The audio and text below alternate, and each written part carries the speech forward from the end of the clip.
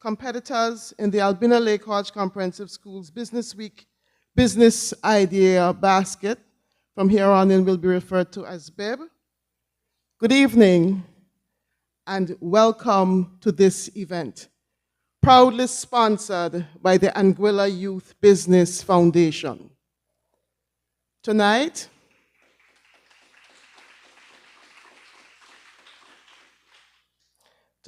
we gather to explore innovative business ideas that can enhance Anguilla's economy by leveraging artificial intelligence. This competition not only encourages creativity and entrepreneurship among our students, but it also aims to harness AI's transformative potential for local development. As students present their ideas, remember that their contribution could shape the future of our economy.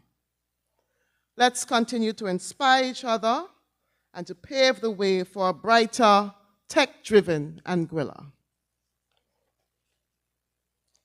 At this point, I'd like to acknowledge our previous head of department business of the Albina Lake Hodge Comprehensive School, Ms. Avanella Griffith, who I would say was the brainchild behind this BIB.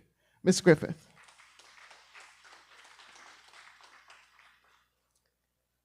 So the rationale for the BIB. Anguilla is experiencing simultaneous growth and development challenges, including economic expansion, environmental protection, and sustainability. However, the contributions of the island's youth are often overlooked in national planning processes. The innovative ideas could drive investments that position Anguilla proactively to meet societal needs and maintain its tranquility while fostering a sustainable future. Engaging young minds is critical for ensuring that Anguilla remains competitive and resilient in addressing these intertwined issues effectively. The purpose: to create a supportive environment in order to cultivate youthful creativity and innovation that will benefit Anguilla's economy and solve challenges faced in Anguilla. Our participants are students of the Albina Lake Hodge Comprehensive School, our business students, inclusive of our sixth formers. Strategic partner, the Anguilla Youth Business Foundation. Description: students will arrange themselves in groups of 3 to 5. In 2024, students from forms 3 to 6 can register. However, 2 students in each group must be a business student.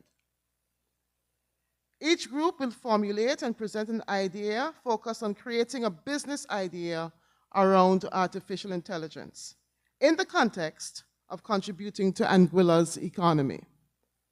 Each group will be tasked with brainstorming for creative, innovative, out-of-the-box, high-tech solves for the issue of economic diversification that would benefit Anguilla economically, environmentally, socially, and in keeping its Beyond Extraordinary tagline. Each group will research, prepare, and develop and deliver a presentation on the idea. The presentation should include a physical model, projected or hard copy, diagrammatic layouts of the mechanism it is proposing. Each group will have a maximum of 10 to 12 minutes to present in front of a live and online audience. Each group is allowed to have a coach to provide feedback on idea presentations. In addition to the top 3 places being awarded, 3 special teams will be presented with 1, Best Business Idea to Execute, 2, Best Presentation, and 3, Beyond Extraordinary Idea. Certificates and the prizes will be given to each participant and to winning groups. The presentation outline. Each group's presentation will include 1, situational overview. This is an introduction to the presentation. It should include history, background, and current national climate. 2, cases reviewed. Teams should highlight any exact replica or similar international cases researched. 3, the pitch. Description of the team's idea, inclusive of its location, layout, logistics, financial cost, benefits, challenges, sources of funding, and potential investors. And 4, the wrap-up. The teams, this is the team's closing remarks. So our teams, please stand as I introduce you. Team 1, their name, Valid. Members, Jai Jun Lang, and we call him Kevin. Please come, let them see you. Karani Vanterpool and Electa Kiria Adams. Valid. Team 2, DAI. Please stand. And their members, Abigail Campbell, Shavin Narain, and Talesha Richardson. Team 3, the Innovators. And their members, Michaela Hughes, Mayanique Harris, don't sit here, Nyla, Jean-Baptiste, and Yazel Simon. Team 4, Terra Verde Collective. Their members, Tajanique C. Prasad, Tayari Reed, Laranique Hodge, and Alan Richardson. Team 5, the Inno Ventures. Their members, Indira Thompson, Ariana Adamson, Kiani Rogers, Zuri Barbaro, and Shel-Anna Ashton. And our final team, Team 6, Ocean Scope, and their members, Denari Gums and Keontae Brooks.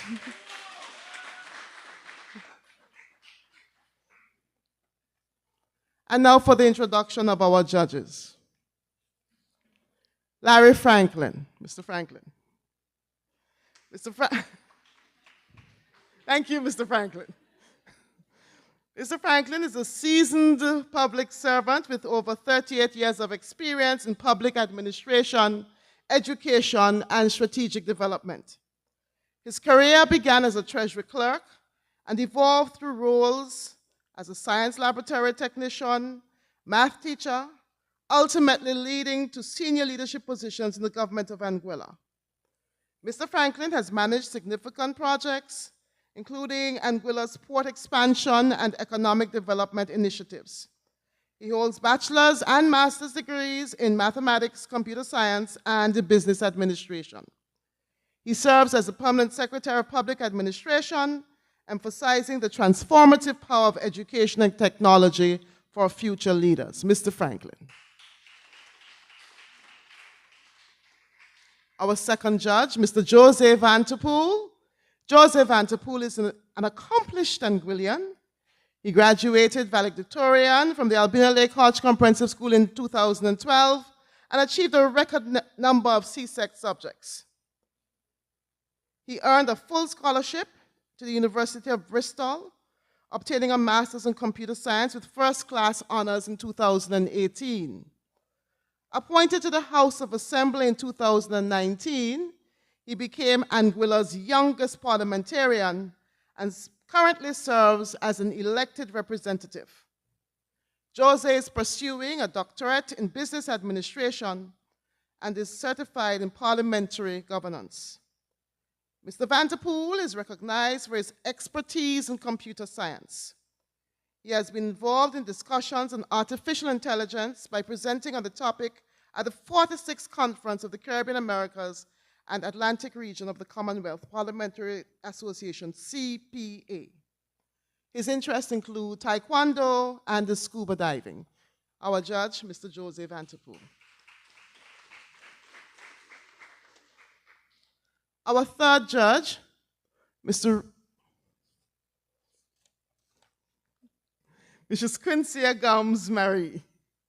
The Honorable Minister, Mrs. Quincia Gomes-Marie, is a passionate environmentalist and a strong proponent of balanced development that respects the environment and the economy. She fervently promotes establishing a universal global funding architecture that is democratic and accessible, ensuring that everyone has a fair chance to protect our planet's resources. Her unwavering commitment to sustainability makes her a formidable force in advancing environmental policies that promote harmonious coexistence between humanity and nature. In addition to her environmental advocacy, Minister Gomes-Marie is responsible for the Department of Information Technology and e-government services. She champions using digital technologies and artificial intelligence to improve the accessibility and efficiency of government services, fostering more robust connections between the government and its citizens. Her vision for governance in the digital age is rooted in efficiency, privacy, and strong digital security, ensuring that technological advancements empower people while safeguarding their rights. Mrs. Gomes-Marie. And our final judge, Mr. Rudy Webster. Mr. Webster is a seasoned IT professional and community leader. He holds degrees in computer science and advanced computing and has dedicated more than 25 years of his life to graphic design and technological advancement. In addition to his strong technical background, he has held leadership roles in the public and the private sectors, including head of business at Digicel Anguilla and a long-standing member of the government's IT department. Rudy owns and operates 5 Star Media, a successful graphic design business. With over 20 years of experience, he is known for his exceptional skill and attention to detail. He serves many clients, including major financial institutions, beverage distribution companies, and cultural organizations. Beyond his IT career, Mr. Webster is passionate about community development and sports. He has served as a basketball coach and executive board member of the Anguilla Amateur Basketball Association. Mr. Webster.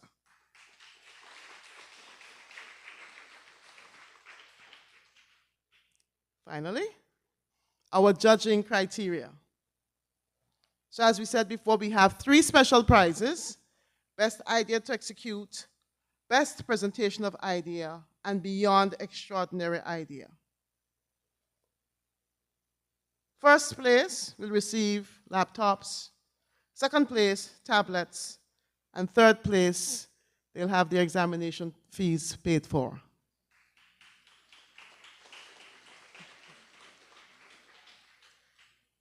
So, the criteria: creativity, and the judges are looking for the ability to develop new ideas and discover new ways of looking at a problem. That's for 10 points. Innovation, the ability to apply creative solutions to these problems, 10 points.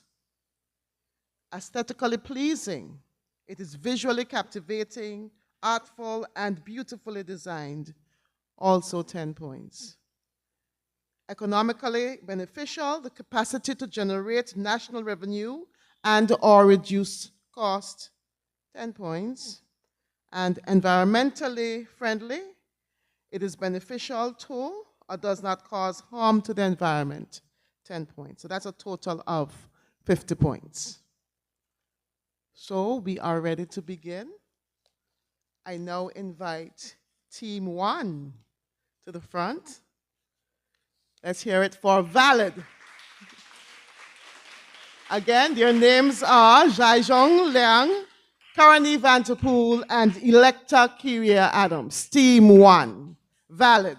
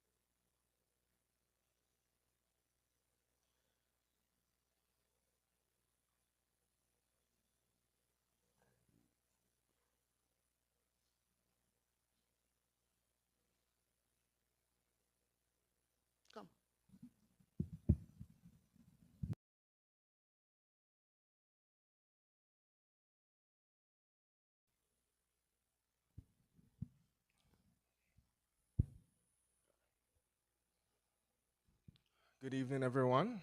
We present to you Nexus, the Economic Centralization System, presented by Kirana Vanterpool, Electa Kyria Adams.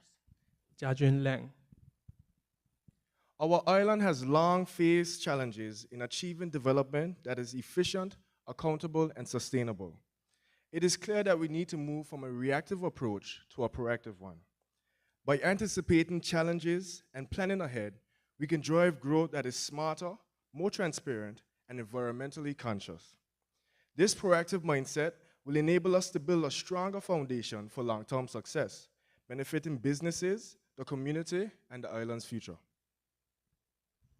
Many challenges are plaguing Anguilla, such as food security, inadequate infrastructure, lacking in healthcare advancement, community and social development, as well as fragmented services and inefficiency, ineffective communication with citizens, limited access to real-time data for decision-making, and a lack of progress tracking. We all know that these challenges have long prohibited our island's progress. Our solution for these challenges is data centralization. This innovative approach consists of a dual system designed to transform governance, empower citizens, and enhance the public service. Our first system is a strategic intelligence platform, SIP for short. This is a state-of-the-art platform that is catered towards the government. It aims to interconnect government departments through an underground database powered by artificial intelligence. It collects and consolidates data from various departments, therefore streamlining interdepartmental operations and providing real-time analytics. Optimizing decision-making, supporting evidence-based policy development, and driving resource efficiency are all elements provided by the use of SIP. From infrastructural planning to climate resilience, the strategic intelligence platform empowers the government to act decisively and transparently. Firstly, data-driven policymaking. By providing a comprehensive view of data from multiple government sectors, this platform will enable policymakers to make informed decisions based on the latest data and insights. For example, data on education, health, infrastructure, and employment could be cross-analyzed to create targeted initiatives that address root causes of economic challenges, fostering inclusive growth. Additionally, cross-border data sharing and collaboration. By extending the platform's capabilities to work across borders, we can share anonymized insights with neighboring countries or partners. Collaborative analytics can help coordinate economic policies, encourage foreign investment, and strengthen trade relations by identifying mutual economic opportunities.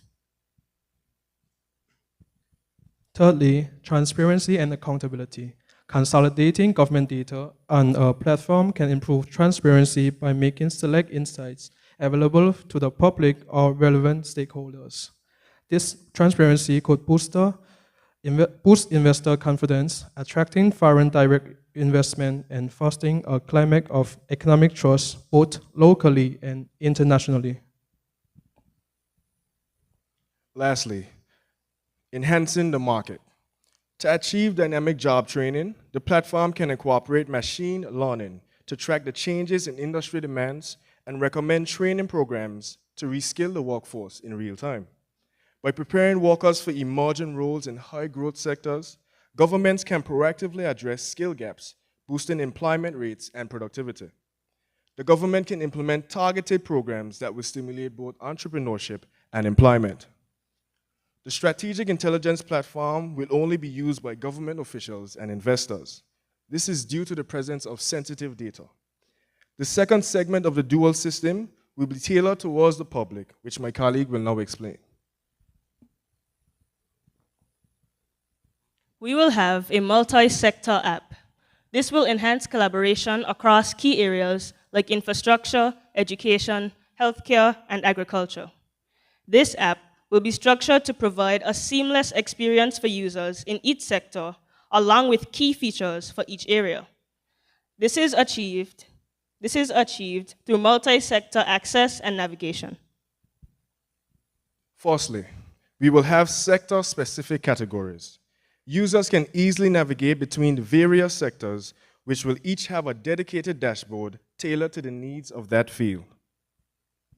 Additionally, user-specific access and permission, depending on the user's role, example, teacher, students, government official, and healthcare providers, they will see relevant content and have access to tools specific to their responsibilities within each sector. Firstly, on the education dashboard, we will provide enhanced communication and resource management through 1. Teacher and student resource sharing. Teachers can create lists of needed supplies visible to HR and administrative staff who would track requests, approve budgets, and manage procurement through the app. This would streamline supply acquisition, ensuring that classrooms are adequately equipped. Secondly, event calendar and notifications.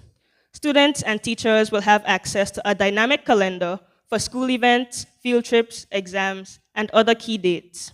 This app will send notifications and reminders to ensure that everyone stays informed. Lastly, collaboration and feedback channels. Teachers, students, and administrative staff will use a centralized chat or discussion board to share concerns, brainstorm new initiatives, or address school policies. For example, if students have suggestions for extracurriculars, they can communicate them directly. Next, there will be a dynamic agriculture and supply chain mapping. As our island makes progress in taking steps towards producing our own crops and providing our own foods, the platform will aim to provide real-time mapping of agricultural productivity, food supply chains, and climate conditions. By tracking factors like weather and crop yields, it will help farmers to optimize planting schedules and help governments detect and address food supply shortages before they become crises. Additionally, consumers will be able to pre-order and purchase from this in real time. Example, this can be useful for the provision of day-old chicks, which was a recent initiative done in the agricultural sector. Thirdly, there will be digital healthcare assistants. These virtual assistants will answer, schedule appointments, and provide personalized health tips based on the user's medical history and local health trends. Healthcare providers will be able to send information across all hospitals and clinics to the pharmacy and to patients. The assistants will automatically create a schedule on a day-to-day basis based on the level of care needed by appointment already made. Walk-ins will also be able to schedule. For example, if I have a level 1 appointment, however, a level 3 emergency was to occur, I will be notified by the app and my appointment will be immediately rescheduled, rather than waiting 3 hours at the hospital just to be told, You'll have to come back another day.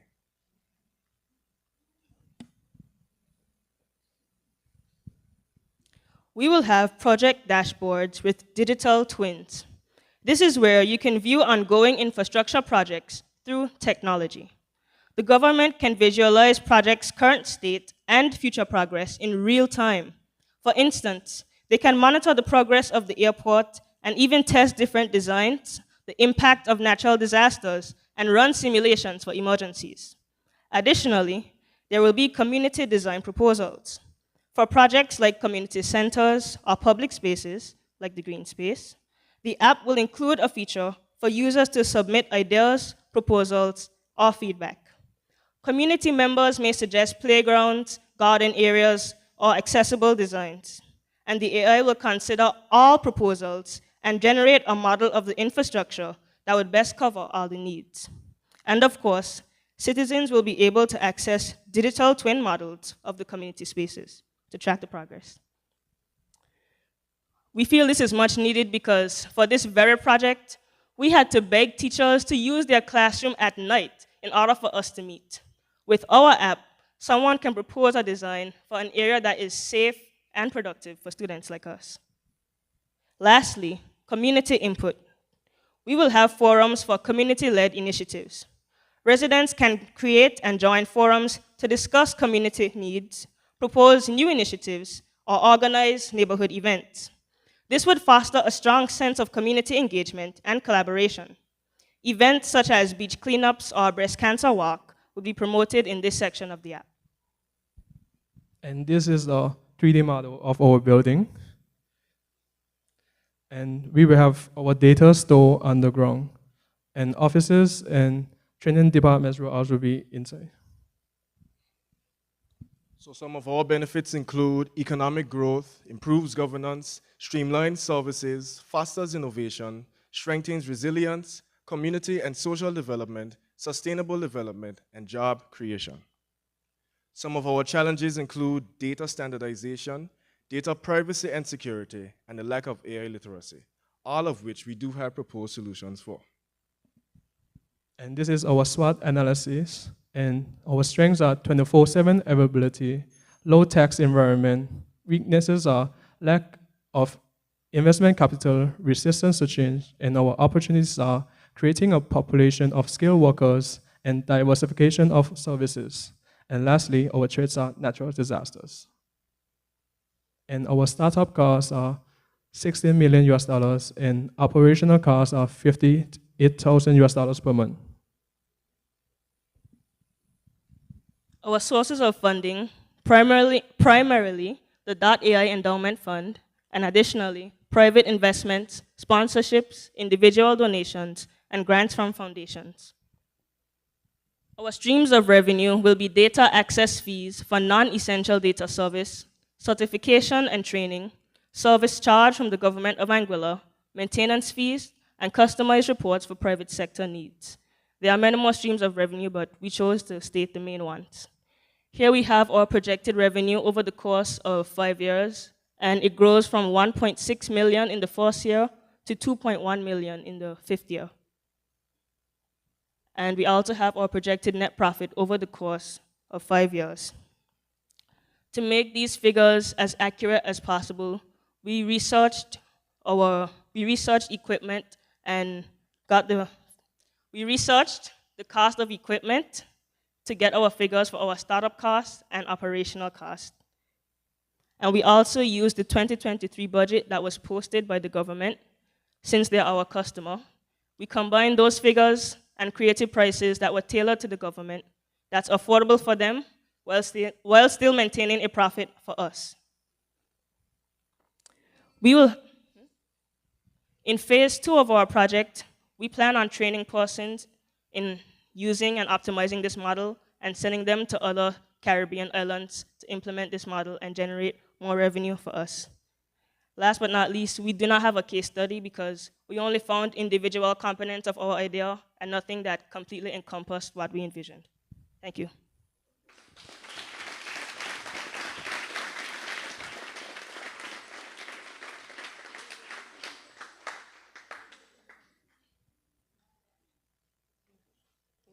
questions. Thank you, Team 1. Are there any questions from the judges?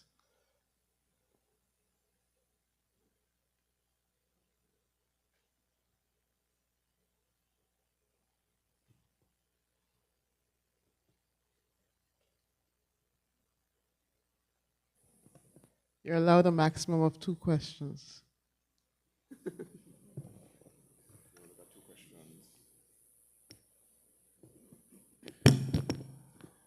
Good evening.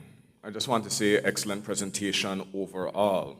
Seeing that we're limited to only 2 questions, I'll skip the first one I had in mind. Something that I found very interesting was the fact that you said, despite having user-specific access, so teachers will have different access to health professionals, etc., that you said the information on the platform will only be available to government officials and investors. Was that correct? So we have a dual system. The first component of it is the SIP, the Strategic Intelligence Platform, and that's where you saw the underground data center. That will interconnect all the government departments and have more sensitive data that's not available to the public. So that will only be for the government to help them in decision and policy making. But the second component is the app, in which citizens can use as well. But the data from the underground center won't be available on that. Okay, I just wanted clarification as to the information investors would have access to that would not necessarily be publicly available. That's what I was more curious about, the thought process behind that. Any non-sensitive data that the government would like to share with investors, but Okay. not the public. Okay, thanks. And before I hand over to the other judges, the only other thing that I was interested in, the digital twin, particularly for the infrastructure projects where you can see real-time development of, for example, the airport project. How do you plan on actually being able to track that, construct that in real time? What technology would be required? And what do you think? Do you think it's worth the return on investment?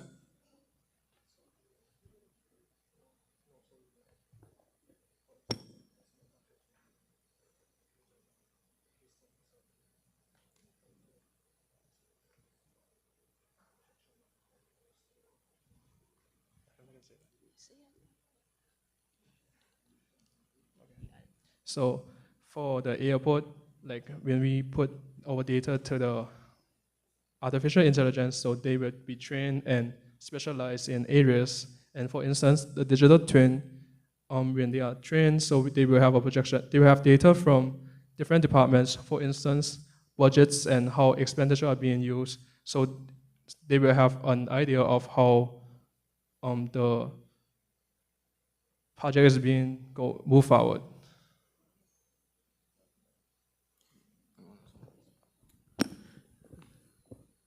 Good evening. No questions really, just to commend you for the work well done. I did note that you said government would be your primary customer, and I think as someone in government, this is very well researched, and you have shown that you know your customer and you understand their needs. And I also wanted to recognize the ingenuity of the Digital Twin project, because I think that is very useful for potential investors. A lot of people want to know what's happening. They want to be abreast with the development of what is happening. So you have, for example, the airport. The airport is happening, but you can see that there's a lot of construction in the ground. So you can't see from the road what exactly, what phases are being met, what is left to be done. And this will keep the public aware of the progress. I think this is really very well researched. I looked at my notes and I realized I put well researched 3 times. So I just want to commend you on the great work. Thank you.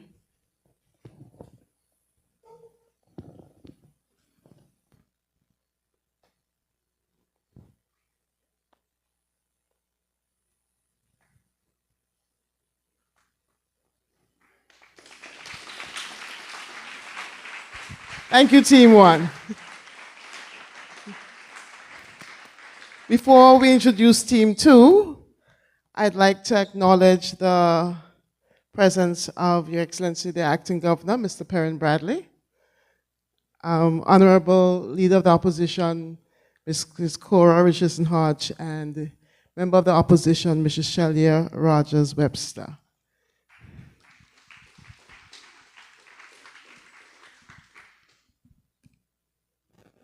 We also have with us Mr. John Sandiford. Could you please stand, sir? He's an entrepreneur from Amsterdam with roots in St. Martin. He was instrumental in the establishment of the Innovate Anguilla Incubator. Yeah. Now we have Team 2. Let's hear it for Team 2, DAI. Your names again, Abigail Campbell, Sharvin Narain, and Salesha Richardson. Team 2, DAI. Hello.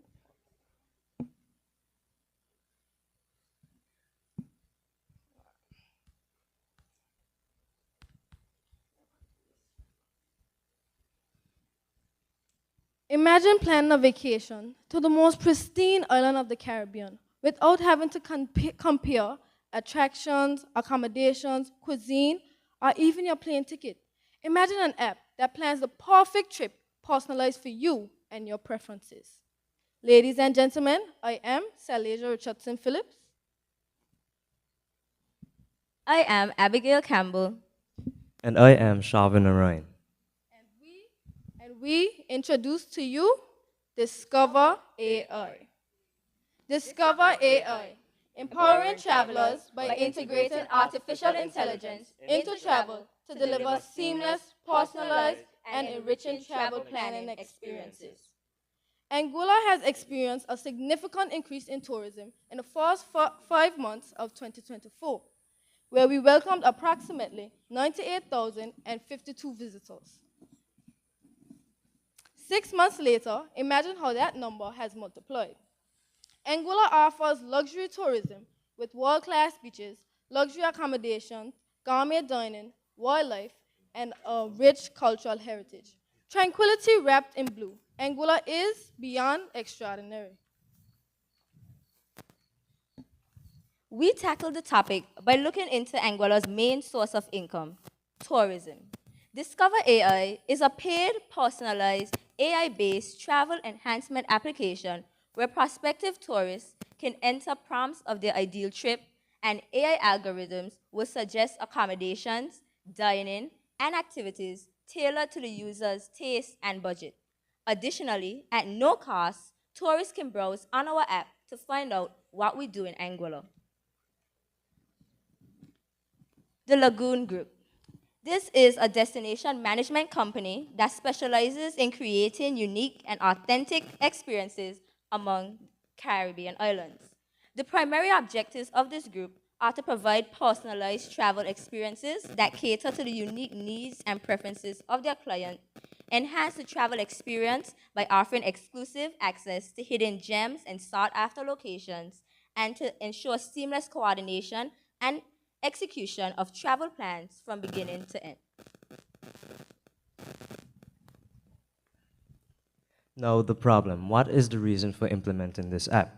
Tourists visiting Anguilla often face challenges in personalizing their travel experiences, finding reliable real-time assistance, and ensuring safety and sustainability during their stay. Local businesses and authorities struggle to anticipate the rapidly changing tourism trends, leading to missed opportunities for economic growth and environmental preservation. This gap between tourist expectations and current offerings necessitates the implementation of an AI-powered travel enhancement application to deliver personalized, efficient, and sustainable travel experiences. The app. Upon opening the app, users are greeted with our login or sign-in page.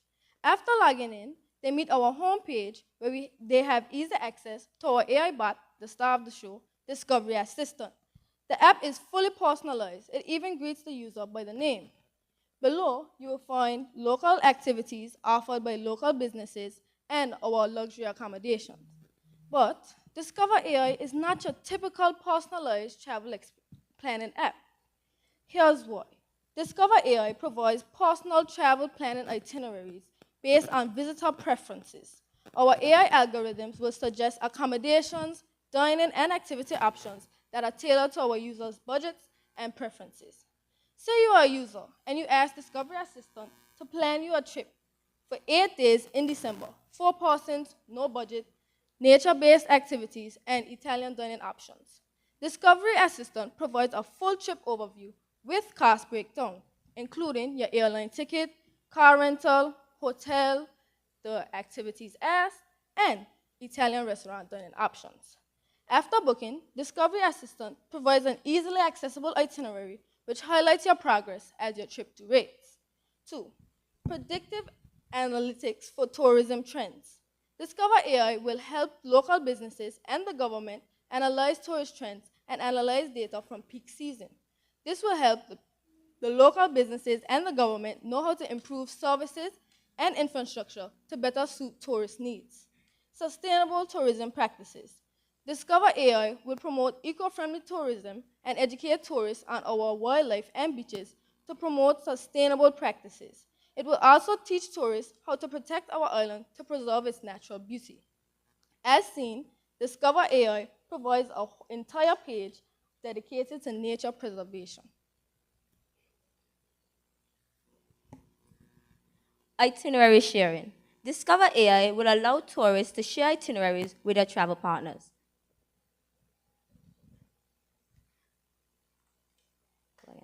Weather tracking.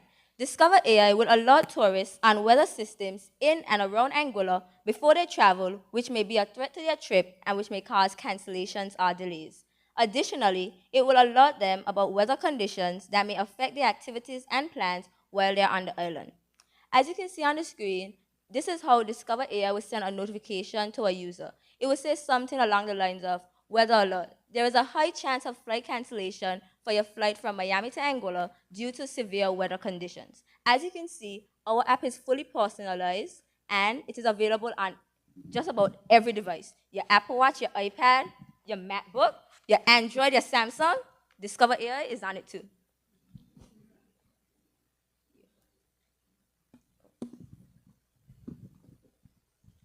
Offline capabilities. Discover AI, unlike other travel apps, can operate offline. Features differ based on your level of subscription, which we categorize as basic or premium. Basic users can utilize maps, view itineraries, receive weather alerts, and use SOS features. Premium members have full access to all features when offline. The other key feature that we have is 24-hour assistance, or what we would refer to as smart concierge services. Discover AI offers real-time assistance and recommendations to the use of virtual AI assistants 24/7, which answers questions and assists with booking reservations. How will Discover AI generate revenue? Discover AI will generate revenue through monthly subscriptions and placement fees. The app will be open to all to view what Anguilla has to offer as a tourism destination and to learn about the island's culture. But in order to utilize any of the special features previously stated, a user will have to subscribe. There are two subscription options, which are basic and premium. Basic is $10 per month per user, and this includes a simple itinerary, ability to view popular attractions and accommodations, basic offline access, no cancellation protection, access to local emergency contact information, and basic discounts. Premium, which is $30 per month per user, includes a customizable itinerary, personalized recommendation based on search history, full app access offline, collaborative planning, dynamic price alerts, exclusive discount, an SOS emergency button, cancellation protection, and more. Additionally, Discover AI will charge local businesses and accommodation to advertise their products and services on the app in the form of video ads, pop-up ads, the ability to book, and more. The cost to start. From our research, developing a personalized AI-based travel enrichment application, including the integration of AI, app design, app development, marketing, API, which is application programming interface, the UI, user interface, and the UX, user experience, design should cost anywhere between $100,000 and $350,000 US. This is our markup for how much Discover AI should generate in revenue from monthly subscriptions. If 5,000 users use our app at the basic level, that would generate $50,000 per month or $600,000 per year. If 3,000 users use our app at the premium level, which is $30 per month per user, that would generate $90,000 per month or $1,080,000 per year. This will give us a grand total of $140,000 per month and $1,680,000 per year from monthly subscriptions alone. How will Discover AI benefit the economy? Due to how easy the app makes travel to Anguilla, it will definitely attract more tourists. Discover AI's advertisement features will highlight what Anguilla is like during the off-season in hopes to attract them to Anguilla's rich culture. This would help tourists to traffic more evenly throughout the year. An increase in the amount of tourists will boost economic growth, leading to stuff like job creation, possible development of infrastructure to suit tourist needs, and definitely a higher revenue from tourism. Once users keep their subscription active, Discover AI will prompt follow-ups and reminders of their previous trips, as well as boost popular activities and encourage travelers to try them, which would encourage repeated visits.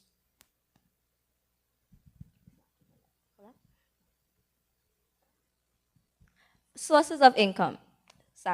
Sources of funding.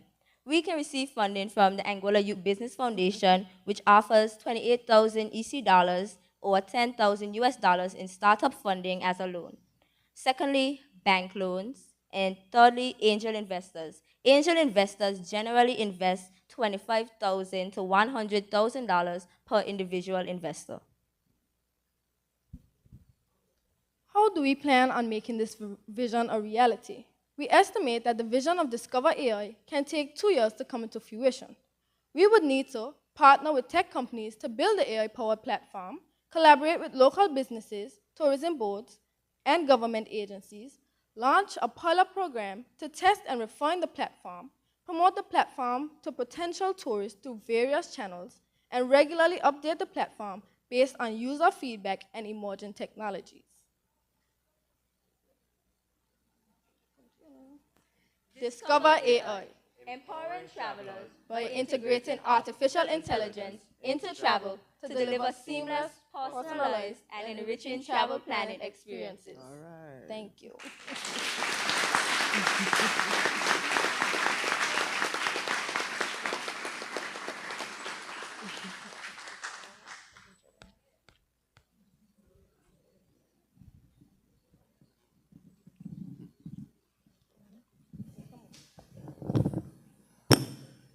Good evening. This is, again, a very well-researched presentation. And I do like, it was implied that a lot of our tourists are repeat tourists, and you are trying to get them to discover Anguilla in different seasons. A lot of people look at Anguilla for what we call the peak season, but my preference of Anguilla is our summer season. So I like that you are trying to encourage them to explore outside of not just where they would ordinarily go, but when they would ordinarily visit. But I realize that a big part of the success of Discover AI is being in the minds and eyes of persons before they come to Anguilla. So where do you propose you would advertise this platform to attract persons prior to their travel?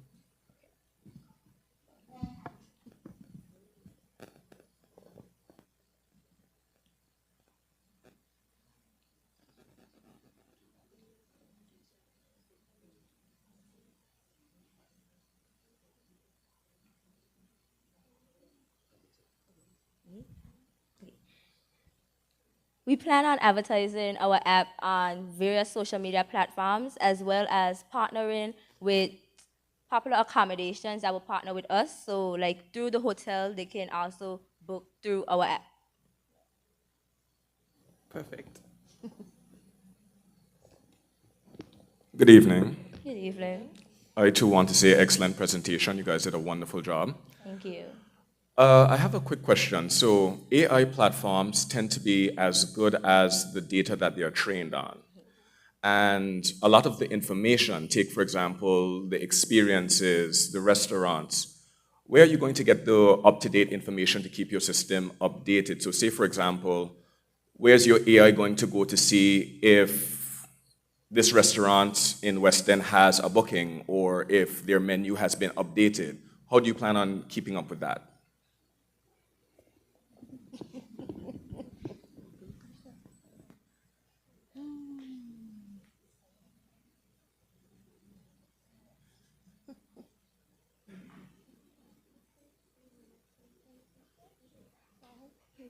Well, that is a very good question. So it's definitely something that we will take into consideration. But of course, in our development stages, there will have to be some pre-trained development in terms of data collection and large information databases. So, yeah, thank you. Okay, thank you.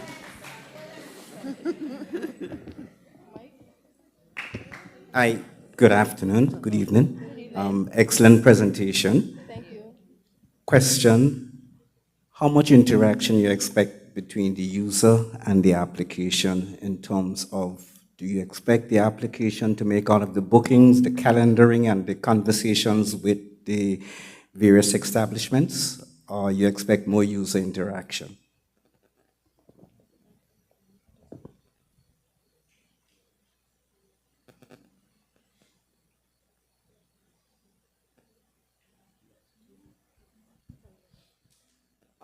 So our app, really and truly, the user just books through us. So when they get to there, they can just say, you know, we use Discover AI to book through. So we, yeah, we will also look into that. Thank you.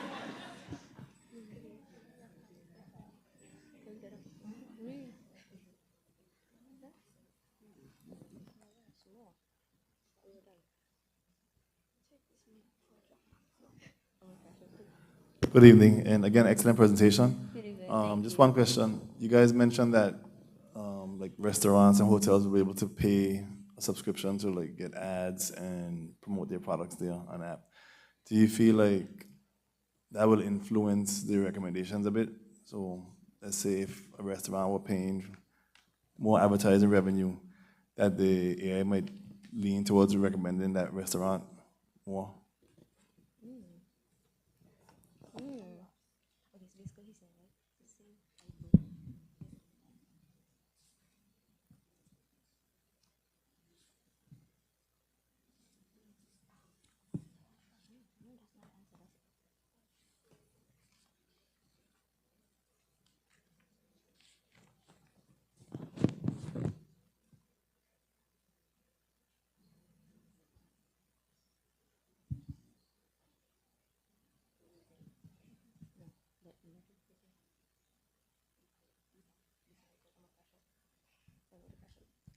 So, in terms of your question there, it's you ask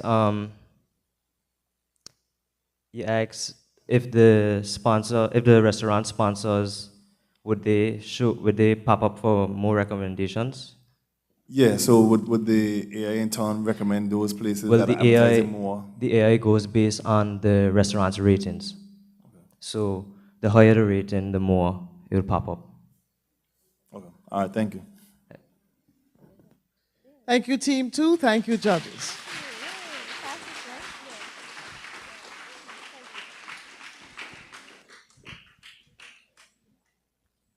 So that was DAI. Let's hear it for DAI again. Team 3, the innovators. You're next. And we have Michaela, Mayanique,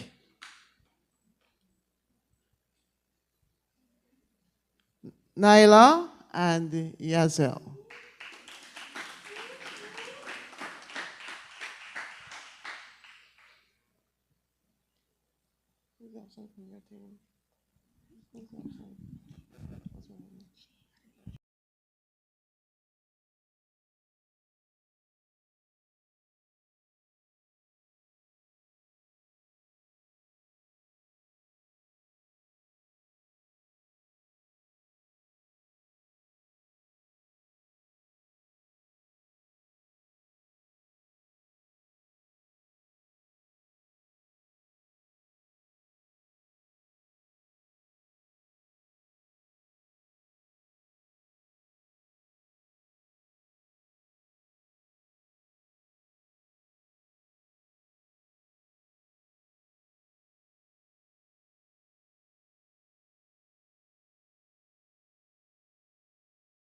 The tourist approaches a local and asks for directions. Excuse me, where's Shoal Bay Beach? In Shoal Bay, duh. Where is that? The tourist gives up on the unhelpful local and pulls out their phone and searches for help. They discover a platform named Explore Anguilla AI. Hope and excitement fills the tourist's face. Wait a minute. I just found this website, exploreanguilla.ai. It's a virtual tour of the island. It seems like I can explore the beaches, check out events, and even get directions right here. It even gives recommendations for nearby restaurants and offers relevant bookings. Wait, but let me see too now.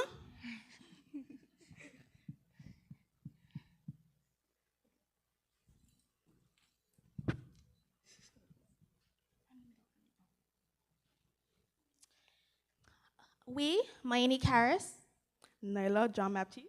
Yazel Simon. the innovators, oh my God.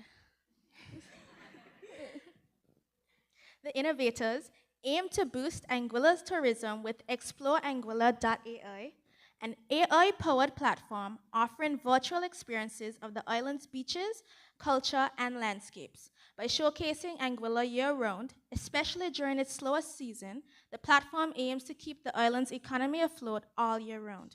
We encourage all guests to lose the crowd and find themselves in AI.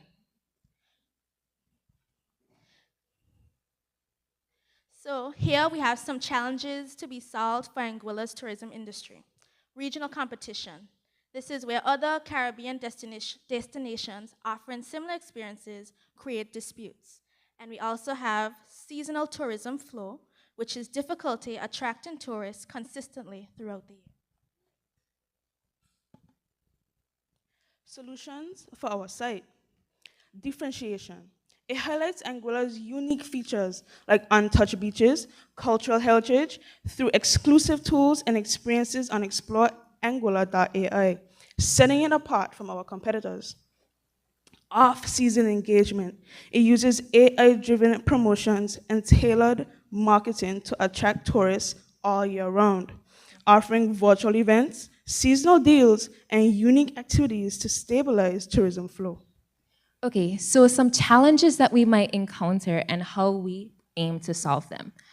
One aim of our site is to encourage visitors to the island during the off-season. However, since most hotels are closed during this period, the question arises, where would these guests stay?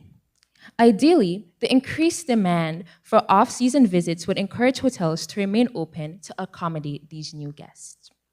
Some benefits of this site is attracting tourists by offering a preview inspiring tourists to visit, providing exposure for small businesses, hotels, guest houses, restaurants, and local attractions, creating job opportunities in web development, 3D modeling, and video production. Job stability. It helps maintain employment year-round, reducing seasonal layoffs and providing consistent incomes for workers in tourism.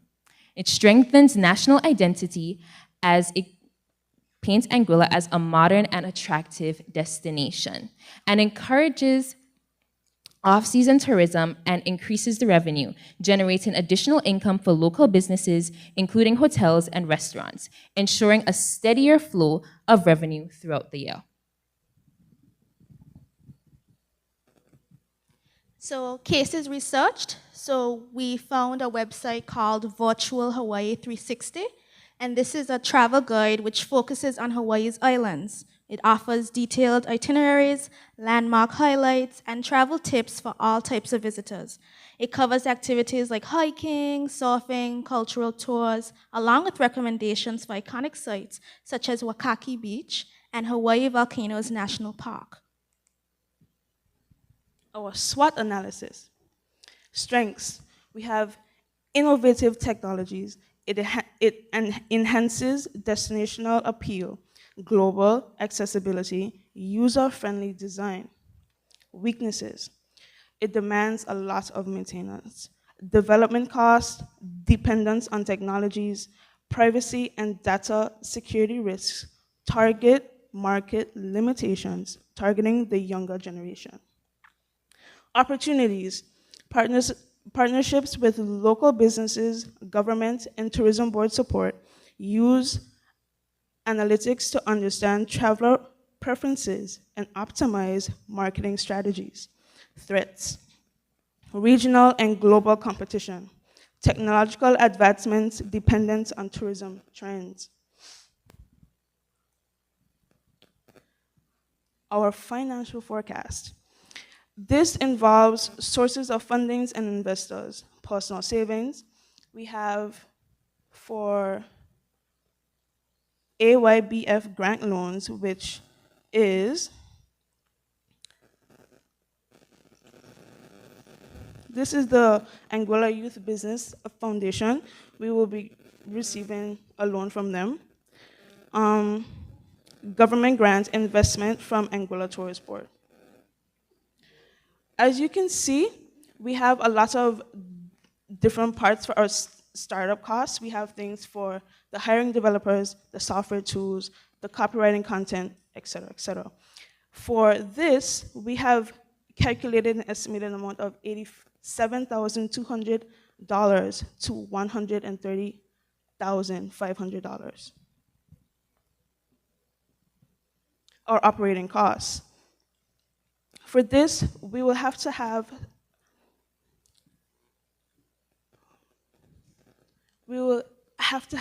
our serving or hosting costs. We'll have to have our ongoing marketing, staff salaries, admin, and content creation. This has calculated to about $92,500 to $136,000. Profitability. We plan, so with our startup costs, we have very little, right? That's normal. And then considering that with the operating costs, the revenue, and the net profit, we will receive about the highest $148,000.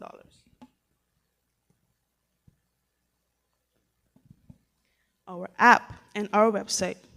Moving to our model up here, as you can see, we have made a label, a diagram of not only Anguilla, but its most popular places. We have pinpointed these as not only by the ratings, but even local preferences. As you can see, our app provides a multitude of off-season locations that help enhance our app. For example, we have places like Le Bon Pain Bakery, Crocus Bay Beach. We have the historical events, which is the Wild Blake House, the old prison, or even the old courthouse, for viewing, and not only that, but examining as well.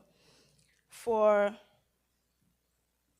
another thing as well, for our app, we have installed notification updates. So each time an event is upcoming or has happened in Anguilla, the app will notify you and let you know when it's about to come, what is happening. For example, Anguilla Aurora holds movies at their theaters.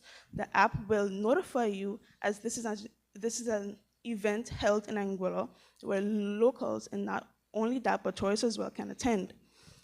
Another thing, we have Carnival, August Monday, etc., etc. For this, we also added a feature that allows us to see into the island. So you have VR features. So for example, if you don't know what the hotels look like and you want to see if it's your vibe, if it's your relaxation destination, you can, by a click of a button, you can explore the hotels. Through AI, we have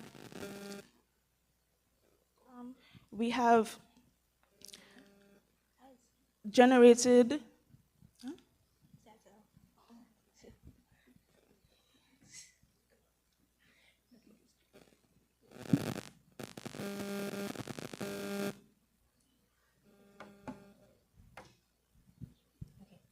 So get ready to experience Anguilla like never before. Our virtual tour platform lets you explore the island's stunning beaches, vibrant culture, and historic landmarks.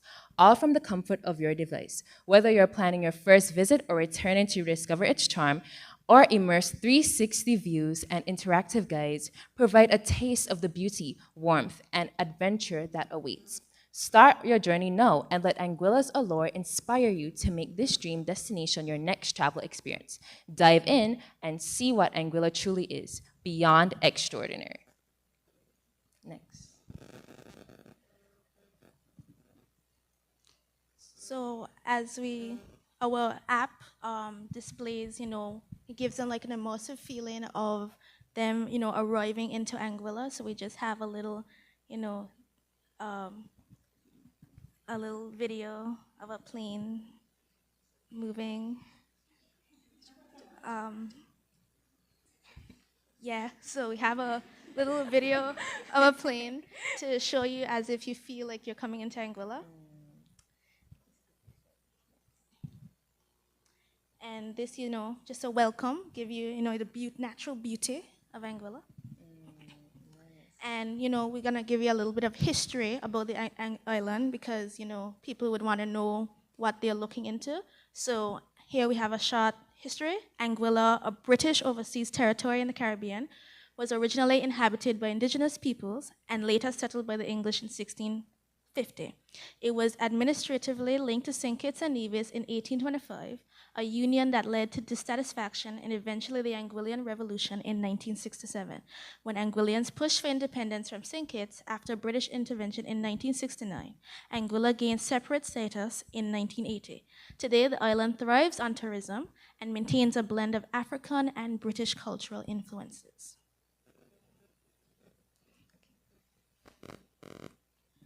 So here, would be the navigational bar for our app.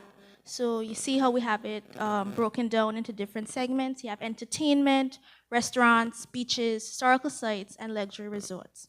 So let's say you click Four Seasons, right? Let's say you click Four Seasons, resort and residences. So this is another video that's supposed to be playing. So it just shows, give a little demo of the iconic spots in Four Seasons.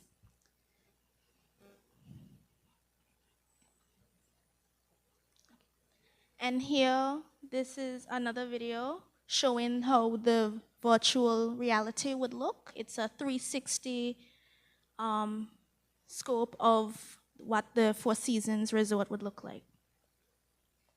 So you can travel around and move to different areas. And it's very realistic, so you can get a feel as if you're there in person.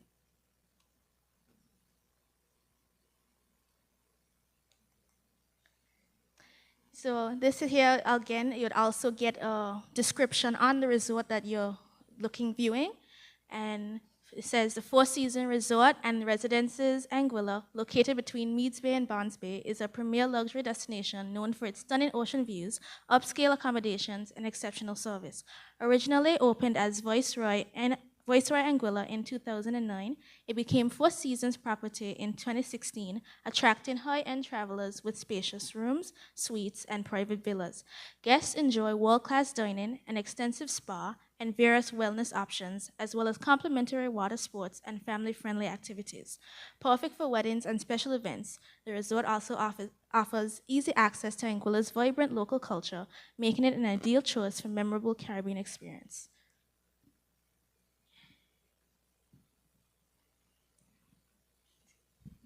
Okay, so this leads you into another part of our website where it gives you more options as to activities you might want to do while here. Go into Fun Zone, Straw Hat, a restaurant, and some other apartments and Airbnbs that will be available to tourists. Thank you.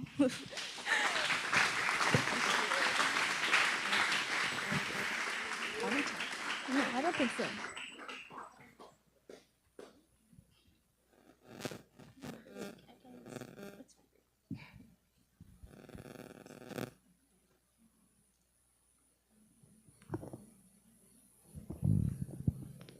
Good evening.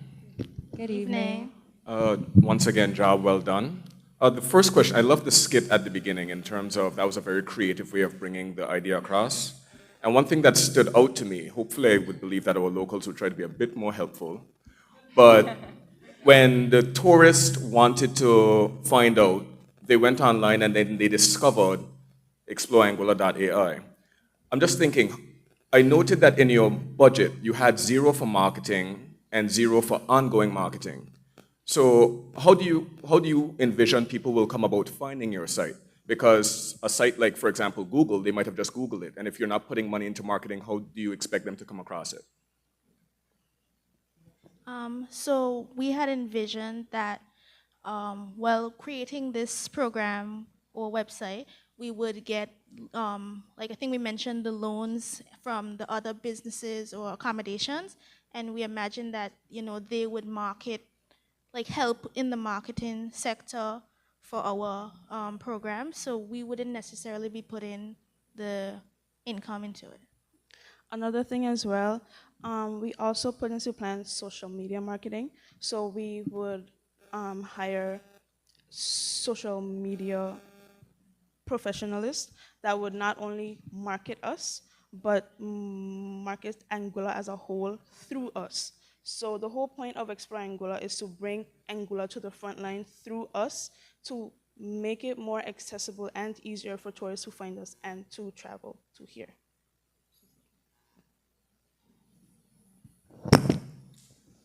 Good evening. Good evening. Lovely presentation. Thank you. Thank you. I had a question based on my own experience with apps. Ordinarily, you have to collect some information at the beginning. You'd ask for perhaps where the person is from, age, that sort of information. So what sort of information do you anticipate you'll be collecting to ensure your app is relevant? So for starters, we will have them log in. That's the first thing. We'd have to get their login information through either email or phone number. Secondly, through that, after they log in, for example, Netflix, when you log in, they ask you your preferences or they ask you what you would like to see. That's another thing that will come right after the login process. So we will give the user the option to pick what they want to see, what they want to experience, and what they would expect from Anguilla.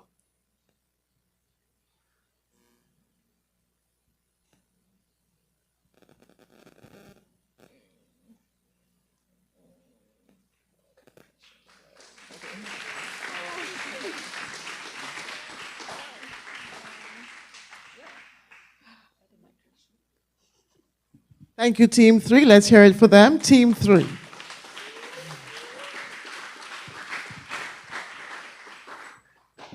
Just by way of information, before Team 4 comes, this is our business week, as you're well aware. And tomorrow, we're having Are You Smarter Than a Business Student? It's going to be teachers versus students. So I do encourage you to tune into that. It should be live streamed. And on Friday, we have our Ethnic which is an expo, also sponsored by Anguilla Youth Business Foundation. It starts at 9, and it is right here in the cafeteria. So please do come to that event as well. So now we're going to invite Team 4 to come to the front. And they are the Terra Verde Collective. And their members, Tajanique Prasad, Tiari Reed, Laranique Hodge, and Alan Richardson. Team 4, Terra Verde. You want 2 mics?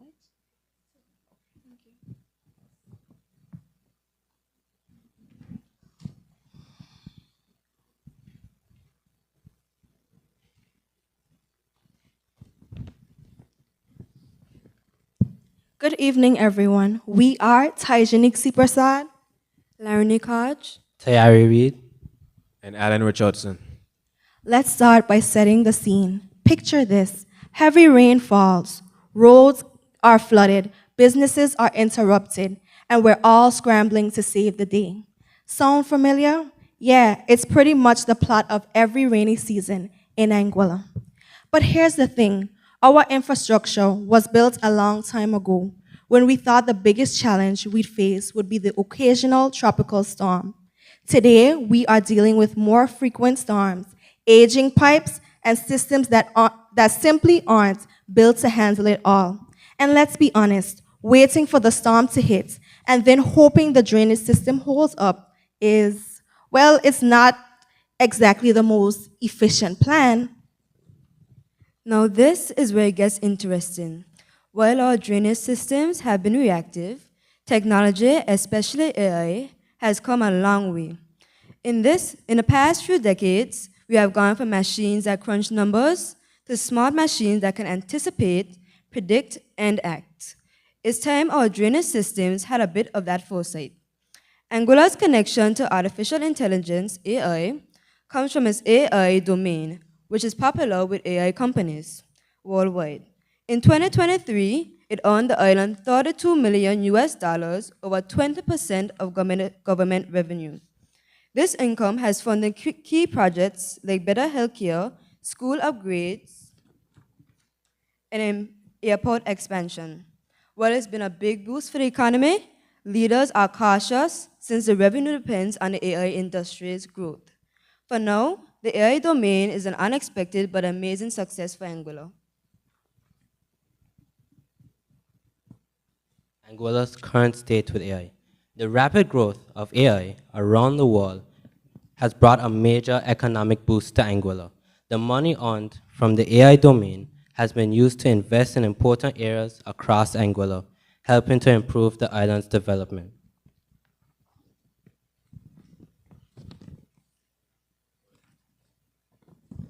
Despite the advanced infrastructure, the Netherlands, due to its unique geographical location, faces significant challenges, with waterlogging, as approximately 1/3 of its land lies below sea level.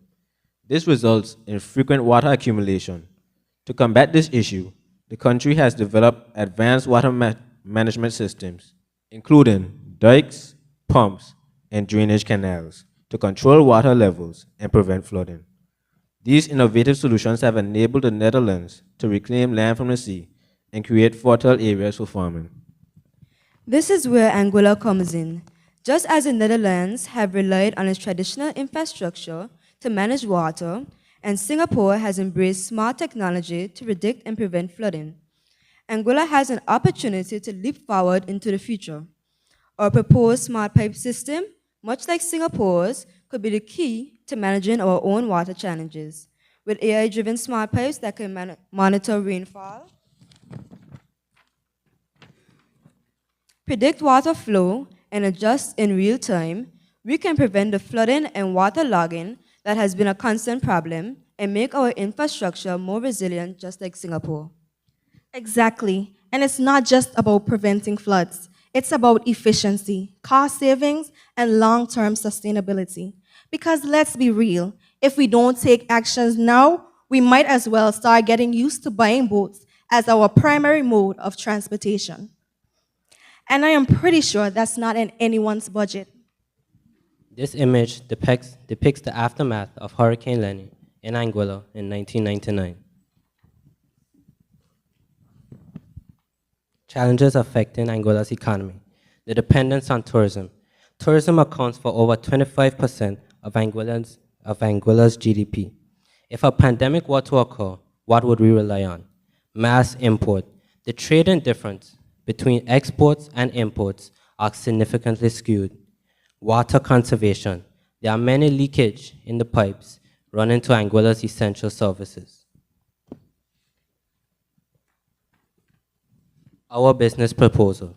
GreenTech.ai seeks to revolutionize the agriculture industry by harnessing artificial intelligence to promote sustainable high-yield crop production. The company's innovative approach involves utilizing rainwater runoff, a resource abundant in Anguilla, to optimize crop growth while minimizing environmental impact. This AI-driven technology would not only enhance the efficiency of local agriculture, reduce the need for imported goods, but also contribute to the island's economic development by creating new jobs in farming, technology, and related sectors. By fostering a self-sustaining agricultural system and monitoring weather patterns, GreenTech.ai could significantly boost Anguilla's food security and support long-term economic growth. Smart pipes are cutting-edge pipeline systems equipped with sensors, connectivity, and automation that facilitate real-time monitoring, predictive maintenance, and optimization across various sectors, including drainage systems. By incorporating these advanced pipelines into our drainage infrastructure, we can ensure long-lasting efficiency while also serving as pre-filters to enhance water quality. These intelligent systems can actively monitor the drainage process, promptly identifying potential blockages or leaks, which helps to prevent failures and reduces maintenance costs. With the ability to track critical parameters like flow rates and water quality, smart pipes contribute to a more sustainable future, reducing waste and optimizing resource management. By integrating sophisticated technology into drainage system, we pave the way to a more prosperous future, enhancing the resilience and effectiveness of our water management systems. GreenTech.ai and Department of Infrastructure are set to collaborate on a groundbreaking initiative aimed at enhancing Anguilla's drainage systems while simultaneously boosting local agriculture. This partnership will leverage advanced technology to improve water management, focusing on an efficient use of rainwater runoff for agriculture purposes. By optimizing drainage systems, the collaboration will help reduce the impact of flooding and soil erosion, ensuring a more stable environment for farming. This innovative approach not only supports sustainable agriculture, but also strengthens the island's infrastructure, paving the way for long-term economic and environmental benefits. The business is housed in a two-story building designed for both operational efficiency and sustainability. On the ground floor, there's a spacious warehouse for storing goods, alongside tanks designated to collect and store water, ensuring an adequate supply for the agricultural operations. Adjacent to the building, a series of indoor farms utilize vertical farming systems, maximizing space and increasing crop yields in a controlled, environmentally friendly environment. To support the distribution of goods, GreenTech AI will employ a fleet of customized trucks specifically designed for the business's needs. These trucks will not only transport agricultural products, but also reinforcing companies' commitment to sustainability with personalized features that align with the company's green and innovative approach. These are our sources of funding.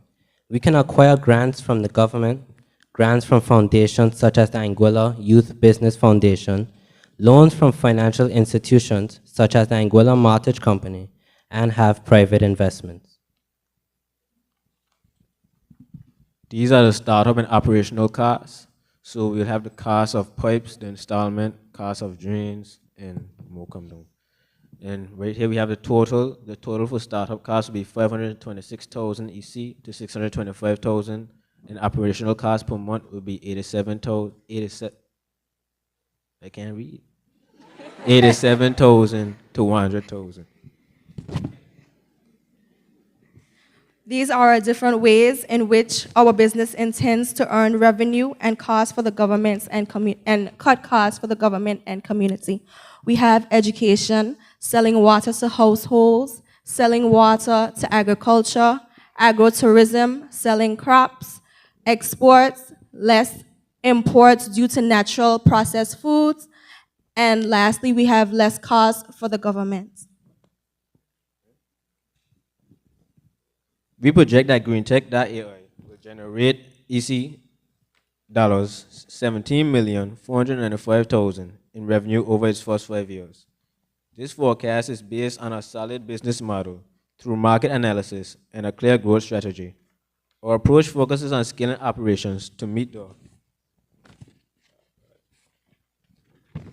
the increasing demand for sustainable AI-driven solutions. By targeting key industries, looking for innovative and eco-friendly technologies, We are positioning ourselves for long-term success and aiming to build a strong foundation for the future growth of the company. This strategy will not only drive revenue, but also establish GreenTech.ai as a leader in a growing field of green technology powered by AI. These are the various benefits both the government and community will receive, such as less eroding of roads, lowering costs for governments and citizens, job creation, less imports, more natural processed foods in Anguilla, and adequate amount of water for households. This image depicts our various strengths, weaknesses, opportunities, and threats. We have low operating costs as the strength, sustainability, and government support potential.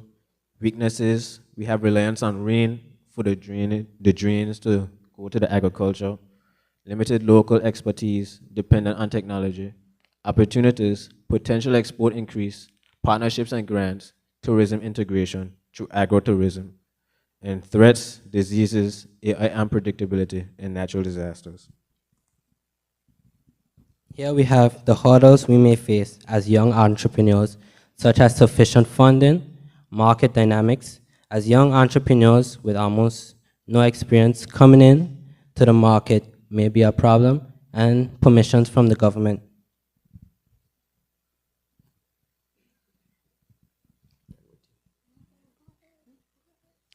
To wrap up, Anguilla faces challenges with aging drainage systems, struggling to keep up with more frequent storms. As I pointed out, while we've seen AI revolutionize other industries, it's time to apply that innovation to our industries. Looking at countries like the Netherlands and Singapore, we can see the importance of being proactive. With smart pipes and AI-driven technology, we have the opportunity to modernize our drainage systems, prevent flooding, reduce costs, and boost water quality. We can also revolutionize agriculture using rainwater runoff for sustainable crop production, boosting food security, and creating new jobs. Together, these solutions will not only improve our infrastructure, but create a more sustainable, self-sufficient Anguilla. Thank you for your undivided attention.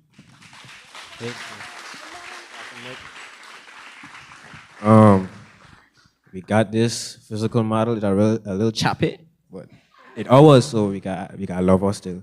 So we got pipes in here, them that actually work, but we got a little leak.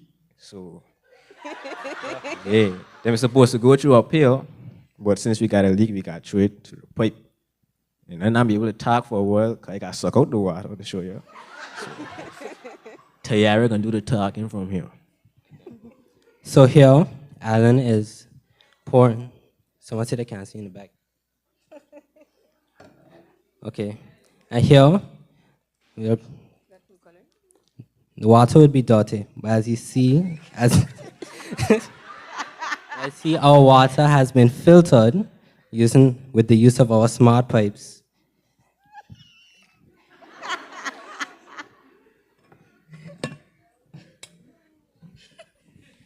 Thank you for your undivided attention.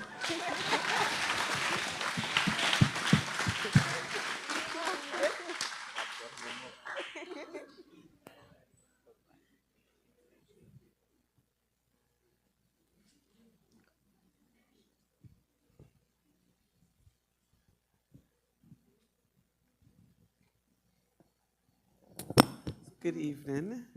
Good evening. Hope the water didn't taste too bad. I just had a question on once the tech is set up and you get your target audience and your customers ready, how do you maintain cash flow?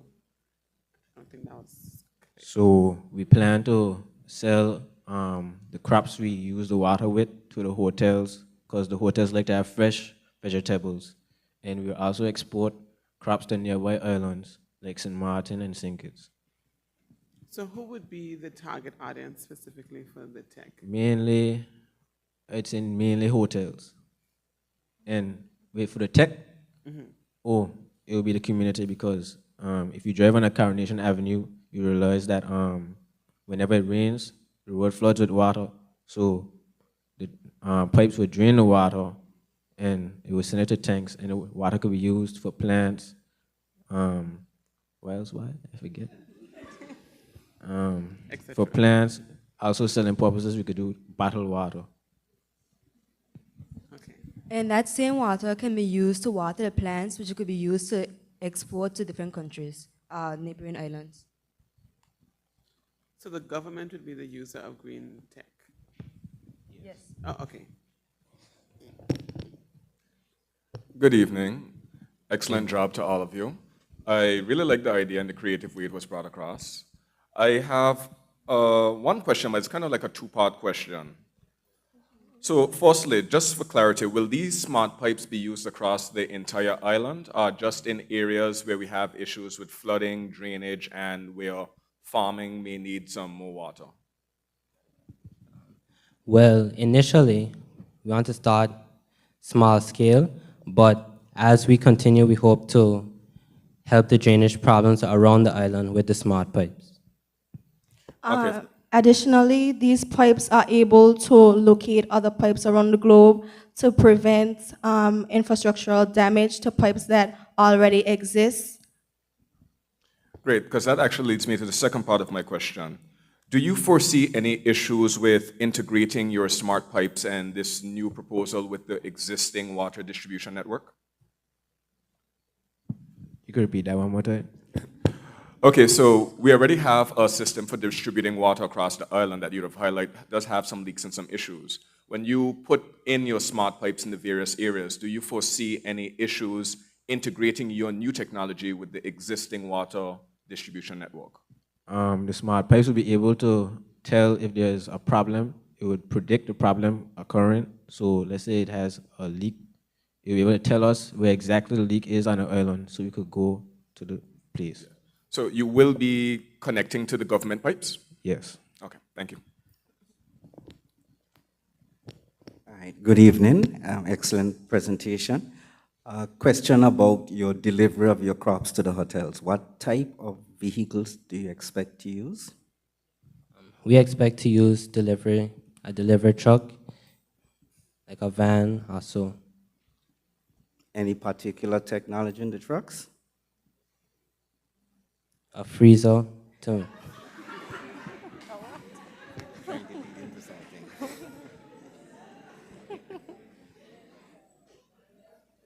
What type of fuel?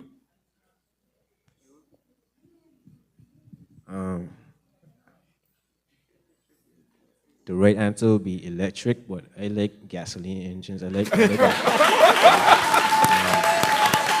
be honest. I like to hear a pour in the engines. So I'd say diesel trucks.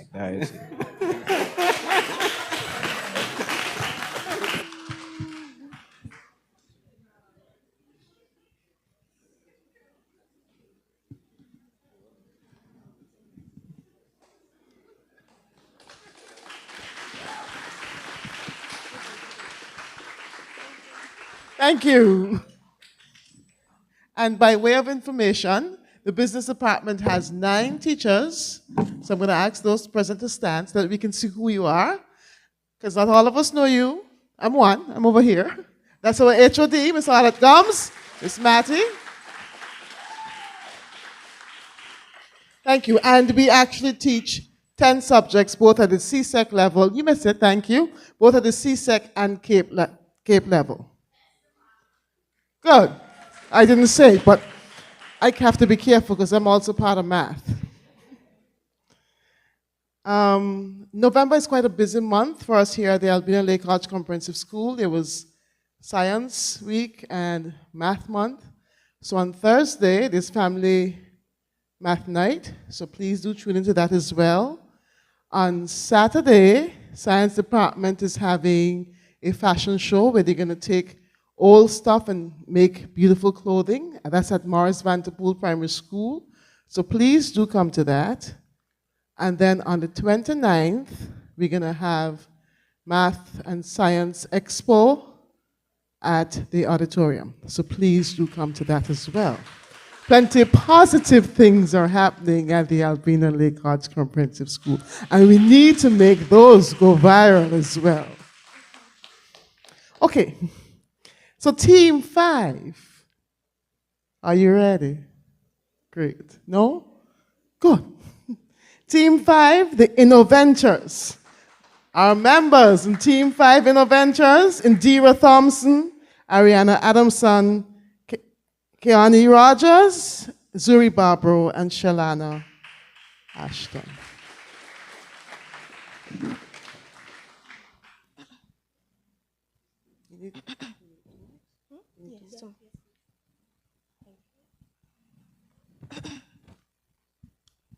Imagine you're a tourist that just came to Anguilla for the first time, not knowing where to go, and all you have is a traditional map of Anguilla. Well, we've got the perfect solution for you. Good evening, ladies and gentlemen. The Innoventors present Transicto. This evening, we'll be discussing a business idea surrounded by artificial intelligence in the context of contributing to Anguilla's economy. Before we start, I'm Indira Thompson, Shalana Ashton, Zuri Barbaro, Ariana Adamson, and Keani Rogers. Tourism has become a big factor of Anguilla's economy since the mid-20th centuries, when the island began to develop as a high-end tourism destination. Visitors were eager to explore the island's stunning beaches, historical sites, and cultural landmarks. Due to the pandemic, no tourists were traveling, and Anguilla's economy was detained for a period of time. Anguilla's tourism sector had resilience post-COVID-19 with its steady return for international visitors. Current ways visitors have been traveling to sites in Anguilla is by mostly rental car services or tour buses. But in Anguilla, there are no tour buses like ours. When it comes to high-tech tours, folks can't help but to be intrigued by the AI robot auto drive bus. This isn't just another island tour. It's a chance to hop into the future and see how technology is shaping urban life. With a local tour guide who knows your stuff, participants get to explore local and historical attractions and witness robotics in action, all while enjoying the comfort of private transportation. Up to 12 persons can ride in this luxurious tech bus. This unique experience allows passengers to sit back and relax while the bus navigates the streets, all thanks to advanced artificial intelligence. This tour isn't just about seeing, it's about experiencing the future firsthand. Tourists can look forward to riding in the AI auto drive bus, a thrilling journey throughout Anguilla, visiting local businesses, historical attractions, and an all-inclusive ride. This is the interior and exterior of the bus. On the exterior, the bus includes LiDAR, which can detect objects within 280 feet, high-definition cameras, which provide 360-degree angle images with no blind spots, and millimeter wave radar. This provides a high-precision measurement of the distance, speed, and direction of other vehicles. This allows the robot to efficiently handle various urban traffic conditions, including operating on city streets during busy traffic periods in the morning and evening. The top speed is 24.5 miles per hour. This map shows the route the buses will take. As you can see, there are certain stops on the map. Stops such as the Arch, the Warblake House, Crocus Bay, and our luxurious hotels, Aurora and Four Seasons.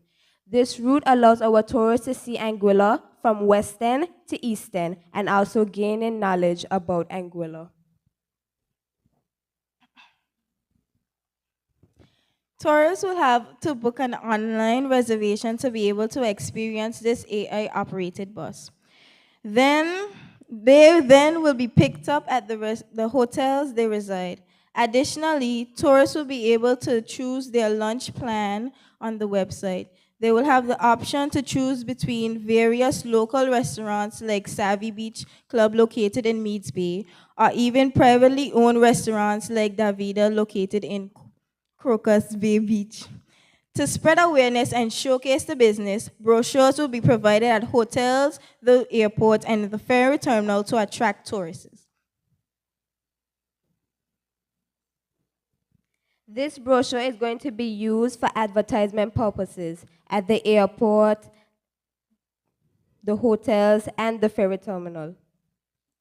This second brochure is going to be put inside the buses to give tourists information about the tour as they go along.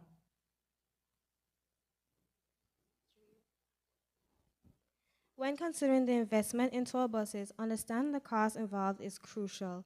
A tour bus is more than just a vehicle, it's a mobile experience that can enhance travel for tourists. These AI robot buses are said to cost around 100,000 US dollars. In this case of duty-free consumptions, government may be able to assist. What are the benefits of this autonomous bus? Economic boost. These AI tour buses contribute to the local economy by bringing tourists to spend money on attractions, food, and accommodations. This can create jobs and support local businesses. Efficient transportation. They provide a convenient way for tourists to explore various attractions without the hassle of navigating public transport or driving on their own. Environmental factor. The tour buses can also reduce the number of individual cars used by tourists on the road, which can help decrease traffic congestion and lower carbon emissions. Cultural exchange.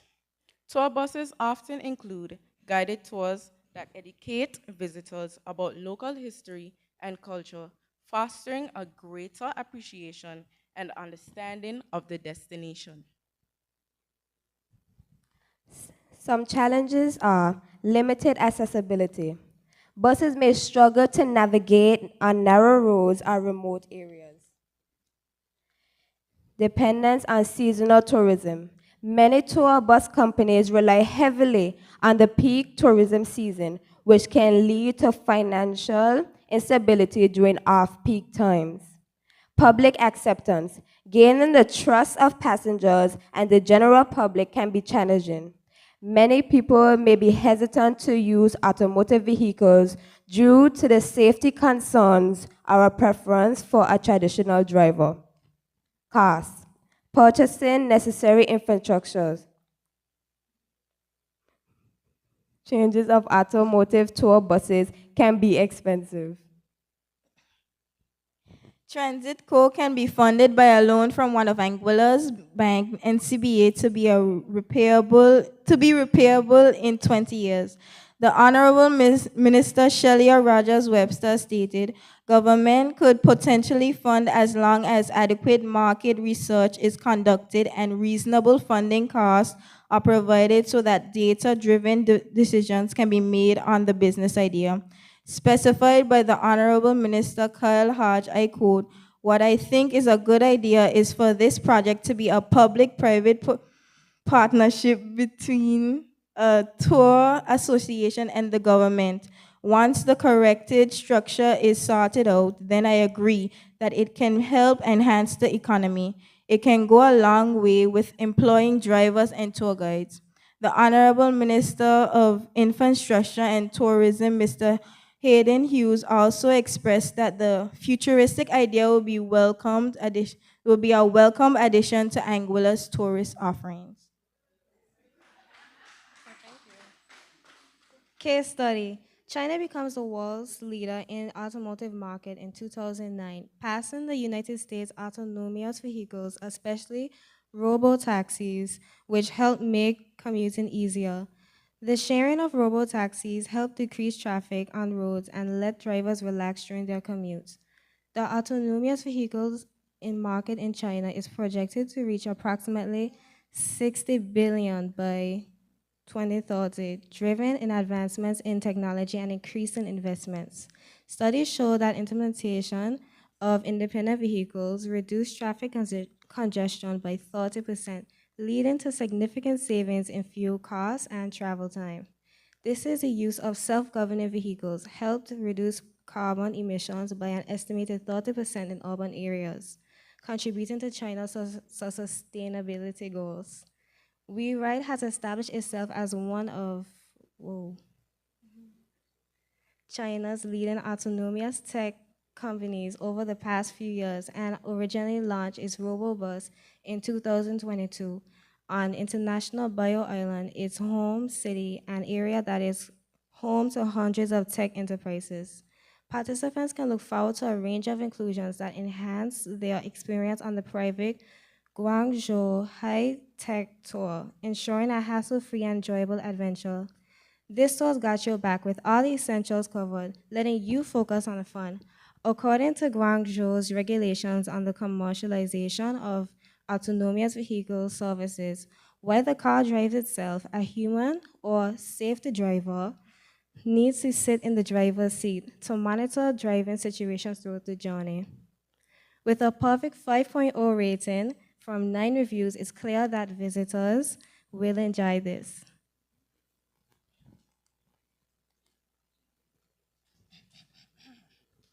In conclusion, Transisco is a business idea created around artificial intelligence to help contribute to Anguilla's economy. It gives tourists a chance to hop into the future and see how technology is shaping urban life. Tourists can look forward to riding the AI robot auto drive bus, a thrilling journey to Anguilla, visiting local businesses and historical attractions. With benefits, there are also challenges. But who wouldn't want to explore Anguilla in a high-tech way? Don't miss out on this opportunity to experience something truly unique. These are the links to the website where we found our information, and a special thanks to the Honorable Minister Shelia Rogers-Webster and Kyle Hodge and the Honorable Hayden Hughes for their quotes. Thank you. We'll now take questions.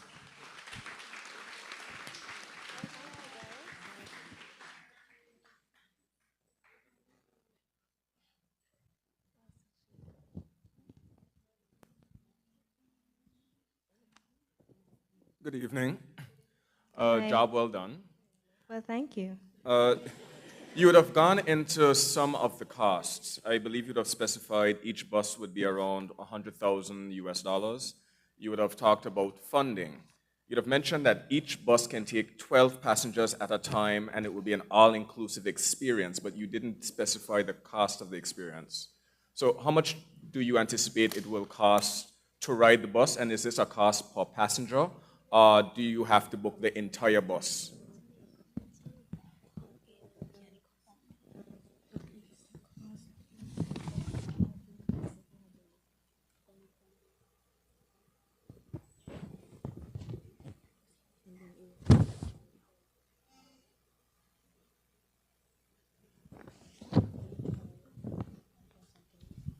Me? Okay. So what I remembered was the cost would be 130 US for adults, or 531 for in EC for adults, and for the for a child under 18 would be $65 US. Okay, thank you. So I take it then that individuals can book the bus, you don't have to book the entire bus? Or do you have to book the entire bus? The entire bus. Okay, thank you. You're welcome.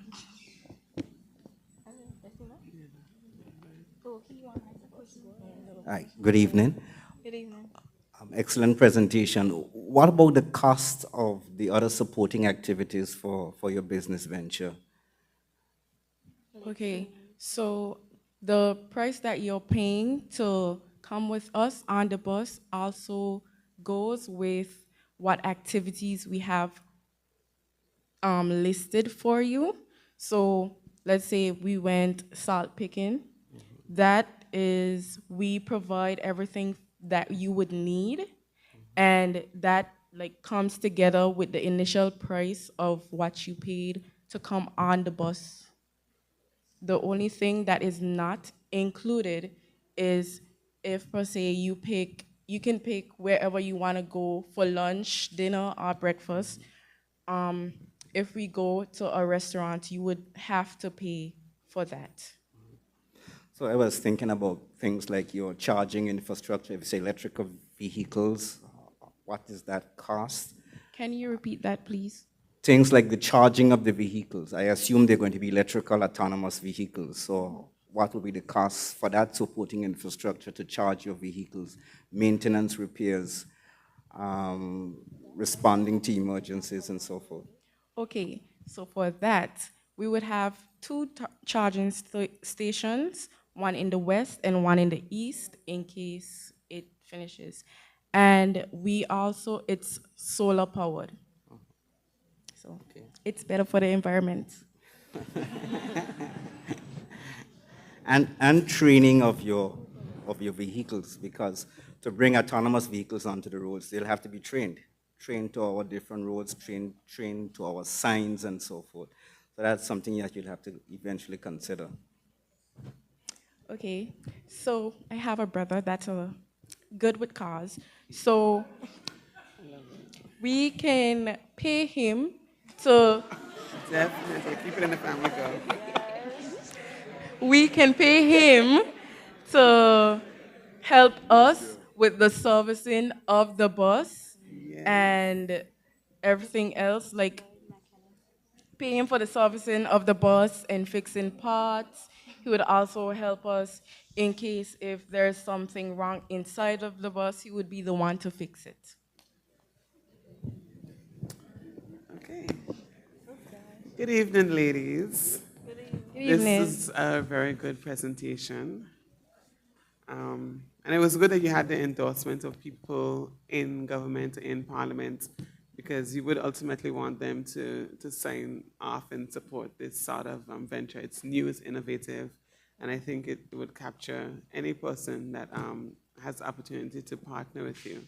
I have a few questions. So the first being that if it's an autonomous bus, my understanding is that, well, you did say that someone would need to be there in the event of something going wrong, but otherwise the bus would go to locations on its own. We have a lot of off-roads in Anguilla, so the general areas, like you can use Google, for example, and you can find well-known areas relatively easy, but some of the off-road places off the beaten path, how do you anticipate the Transit Co. company would be able to navigate the lack of directions that exist in the that exists right now?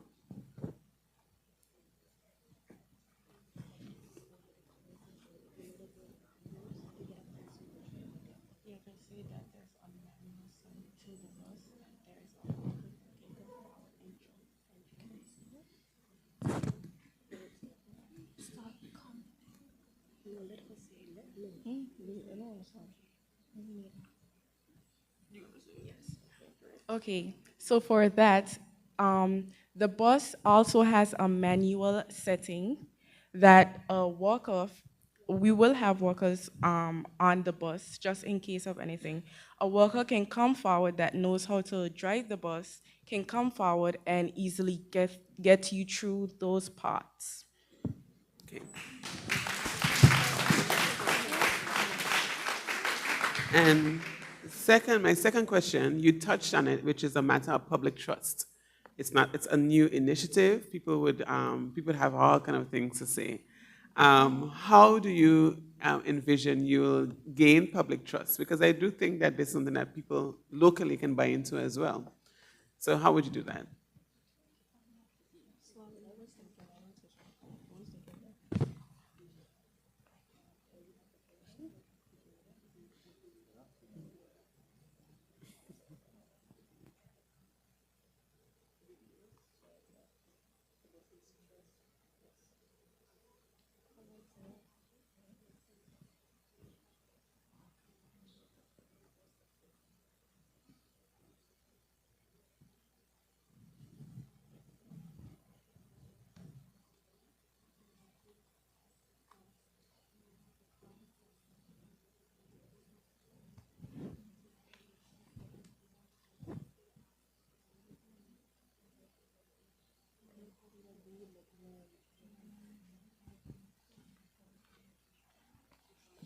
So we were thinking that since social media is used by almost everybody, we would have videos showing that the bus is trustworthy and how it works and stuff like that. And then we'll have the engineers come on board and we'll have them test it out. Is this on?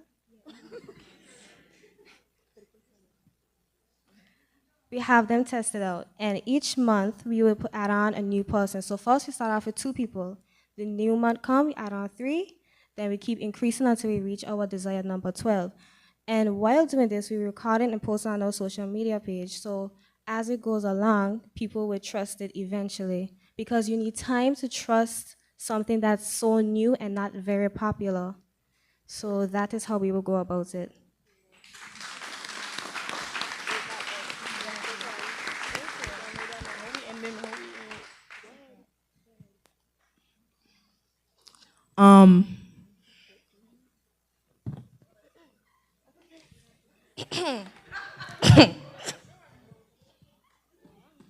This is a prototype of Transitco.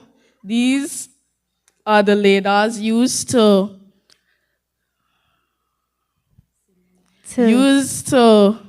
check the surroundings 360.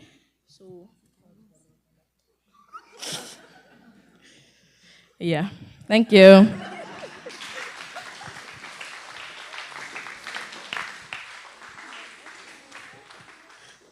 Thank you, Team 5. And earlier you would have heard me mention, are you smarter than a business student? I'm going to give you some insider information. On the student side, those participating, Ethan Connor, Abigail Campbell, Sanaya Richardson, Cornel Fleming, and Tajai Liddy. On the other side, Doyle Hughes, Cherise Gomes, Dana Connor, Dwayne Adams, and Carrie Webster. So please do come. It starts at 1.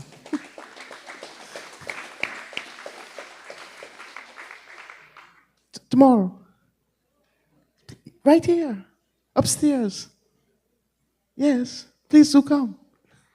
It's going to be fun. And we have 3 Orange House members on the other side. All right. We're winding down. And we're now going to hear from Team 6. Ocean Scope. That's our final team. Ocean Scope.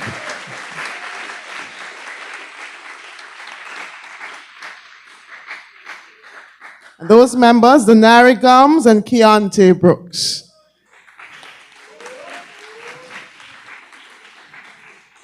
One or 2 mics.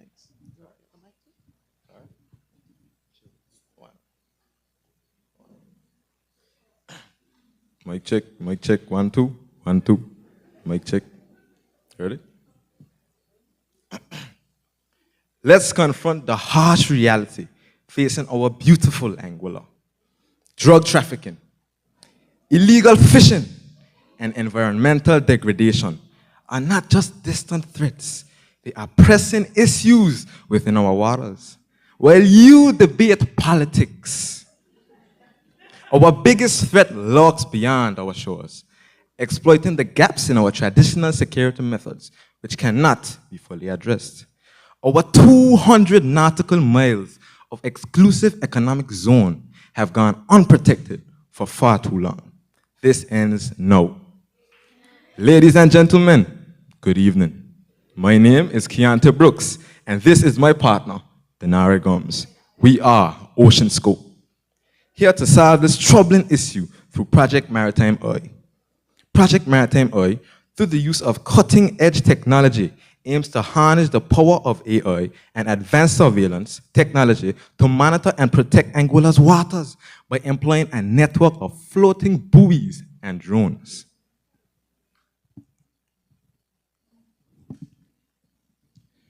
Now to the drones.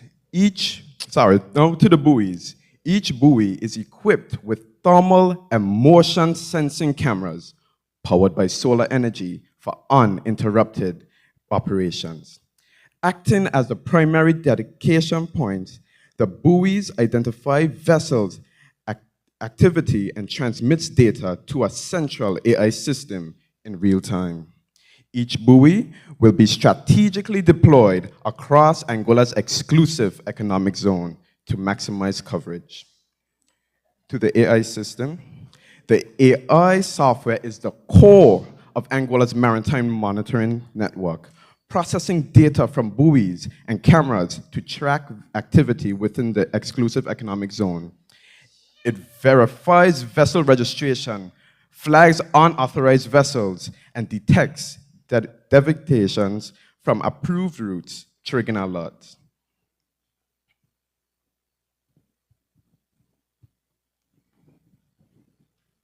The drone.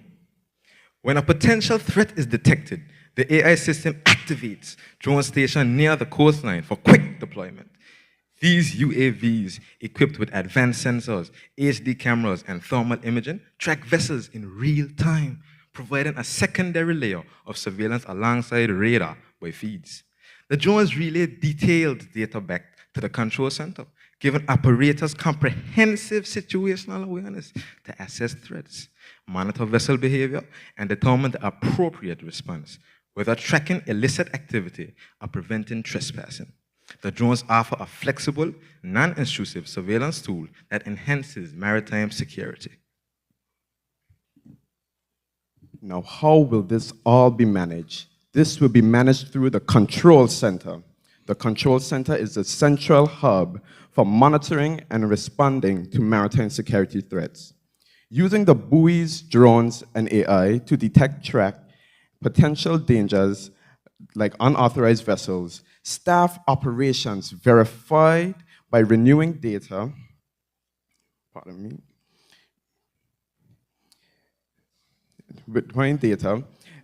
and after an incident, the control center conducts post-event analysis to refine procedures and improve future responses, ensuring ongoing effectiveness in maritime security operations.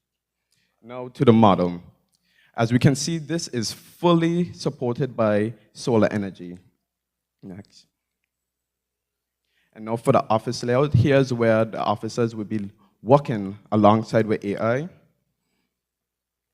And here is a replica of what the drone stations are supposed to look like. Now, the most important part of this is the antenna. The antenna receives and sends signals to the buoys, AI, and drones to and from the command center. Now, to the financial costs. The annual cost for this will be up to $650,000 to $846,000. And the total cost for this project will be $2,444,000 to $2,900,000. So to the revenue, AI licensing. We can sell our AI license to different companies, which will have a potential revenue of $200,000. Private sectors. OceanScope could offer security solutions to private shipping companies, tracking their vessels for insurance purposes, which has the potential to generate roughly $500,000, and government contracts. Since it's national security, the government would be our #1 customer. But not only the government in Anguilla, but we can expand this to regional governments. And last but not least, surveillance data licensing. We can sell this data to stakeholders in the maritime industry, like law enforcement bodies, to assess threats, pattern monitors, and monitoring reports, which also has a revenue of $500,000. So in general, it will generate at least $2.9 million in revenue.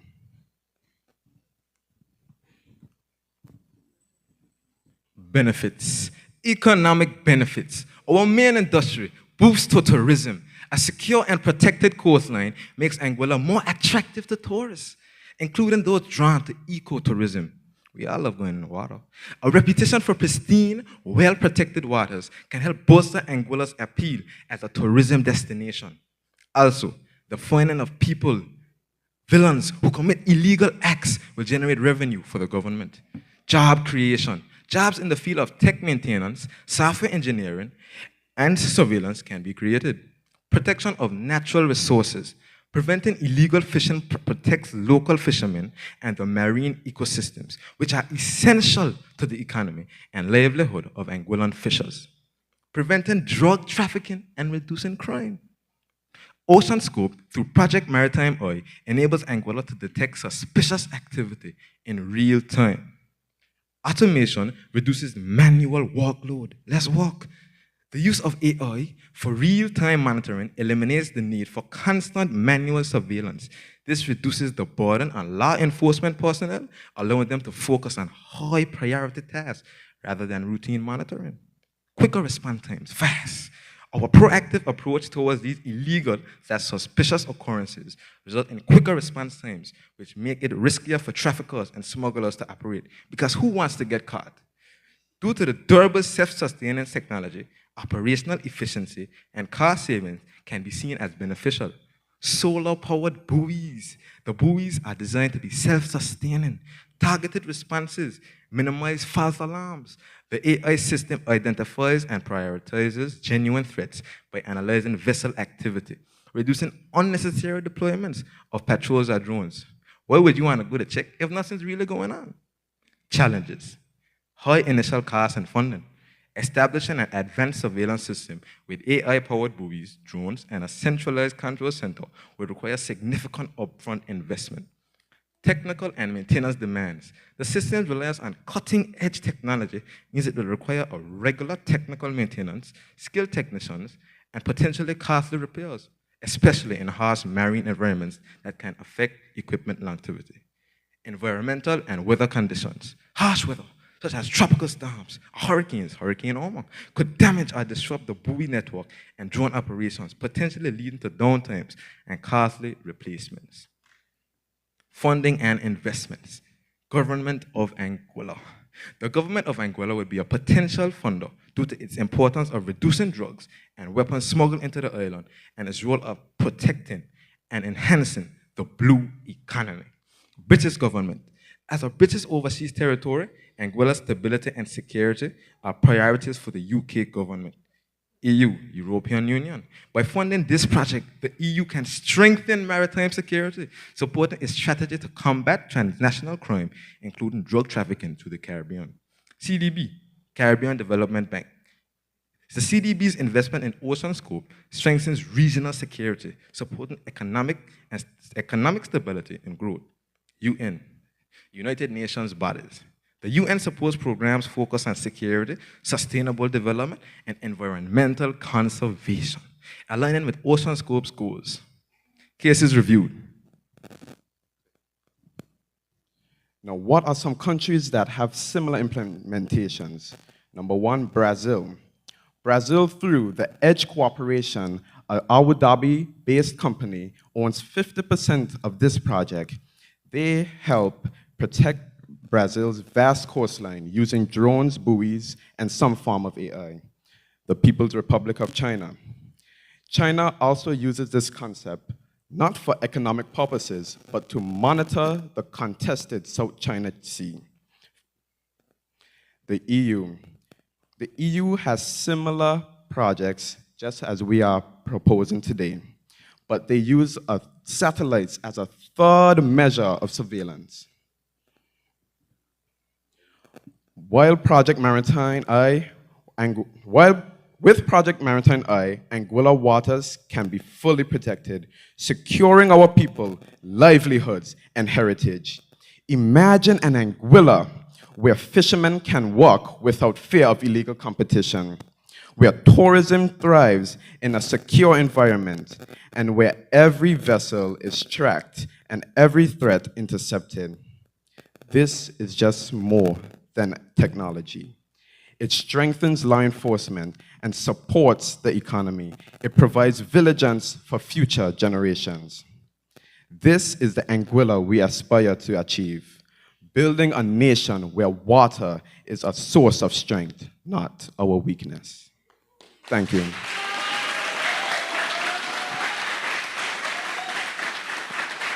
This is more detailed into our model.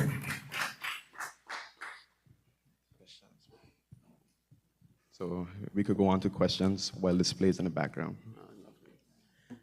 Good evening. Lovely evening. presentation. Thank you. When you get into government and keeping the country safe, very early on you realize that no one is coming to save you. And across overseas territories, you would see that we are facing a lot of the problems that this project Maritime Eye is proposing to solve. So I want to congratulate you for this work. It is very important work. In fact, I wish that it was an actual company that we could talk to right after this. I mean, we have the ball time. movement.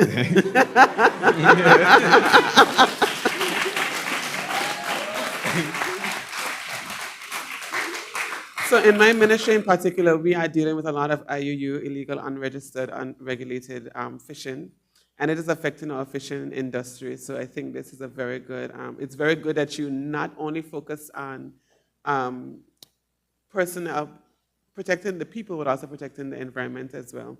Currently with the Blue Belt Partnership, we do have some level of satellite surveillance, but it is not constant, so the satellite continues to orbit, and when it's in our area, we have that. So this would be something that would bolster, and we would have 24/7 monitoring. So I had 2 questions. One about preventing hacking, because this is something that would impact the dark side of trade in terms of drug trafficking, and they may want to stop the work that you're doing or even have an understanding of your intelligence. So how do you protect hacking or prevent hacking?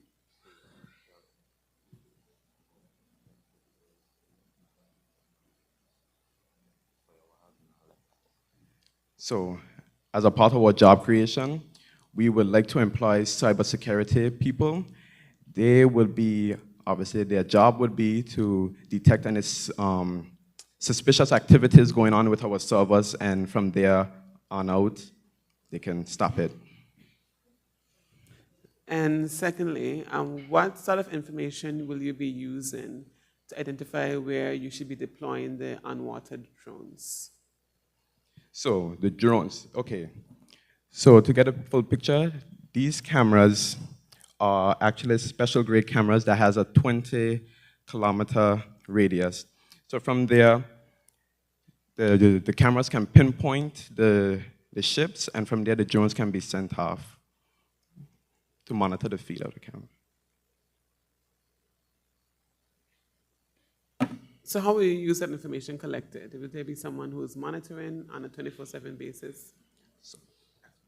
Yeah, you can repeat, please. How would you use the information collected from the drones? Will there be someone consistently monitoring? How would you manage? Yes, there will be a task force in the command central hub.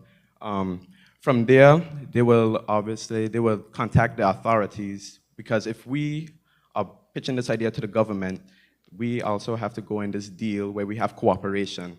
So from there, by the time if they are coming to Anguilla shores, they can have a law enforcement ready to capture them on site.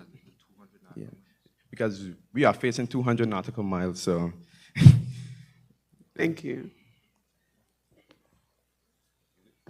Good evening. Very exciting presentation. Thank you, thank you.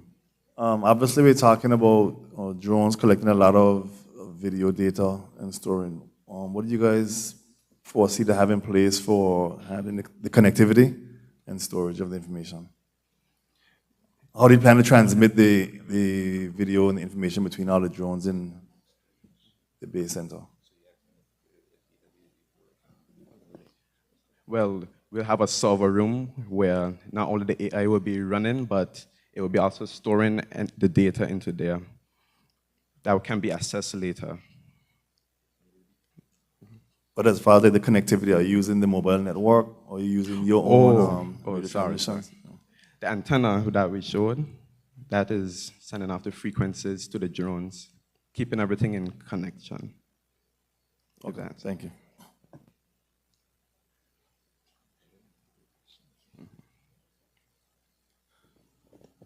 Excellent presentation. Really enjoyed it. Thank you. I think my question kind of follows off of Rudy's question because what comes to my mind is what is the range, not only for transmitting information to be able to connect with your towers, but we're talking about also battery life.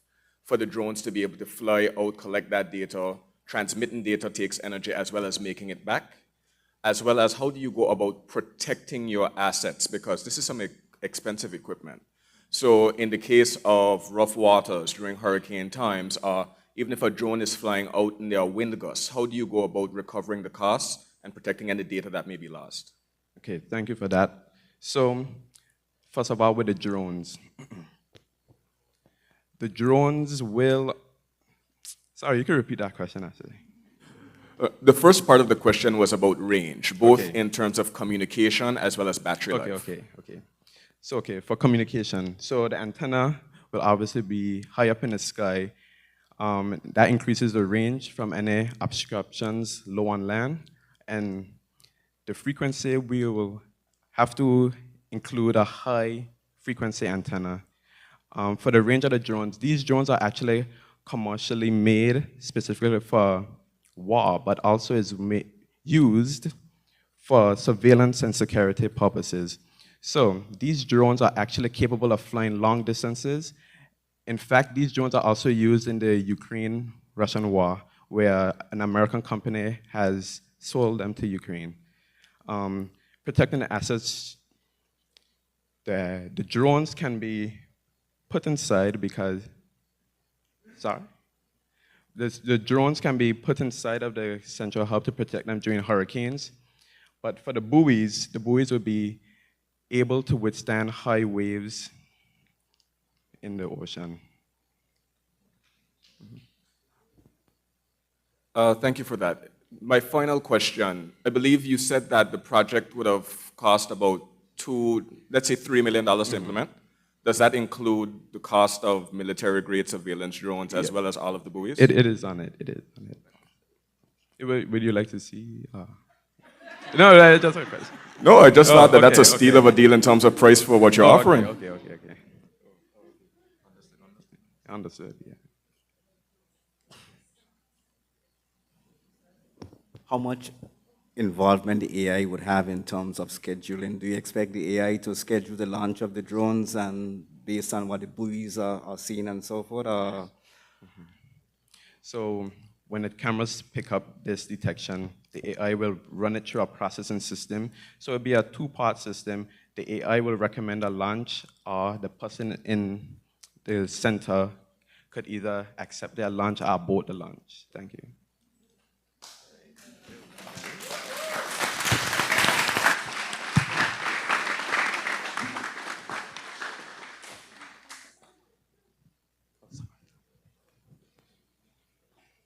Thank you, Team 6. Let's hear it for all our teams. Very well researched and very well delivered. Again, we'd like to say a special thank you to our sponsors, Anguilla Youth Business Foundation, AYBF. So now it is your turn, audience. You get to go online and vote. The QR code is on the school's Facebook page.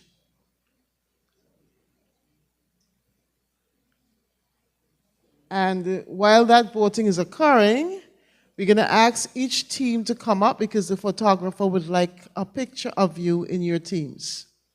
So we're going to start with Team 1, please.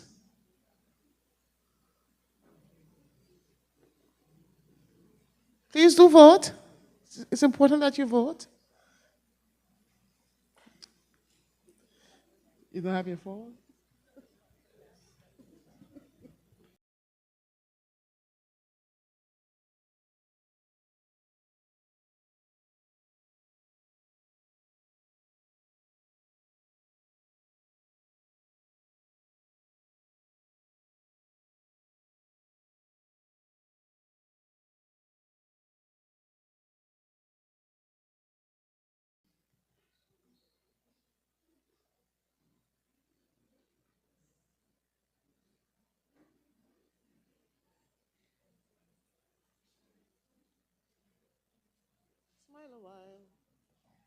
Smile a while.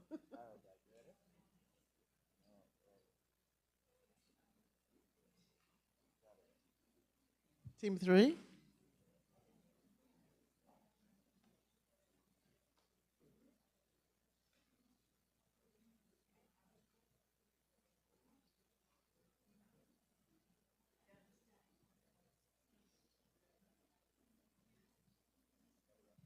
I can send you the link. I can send you the link.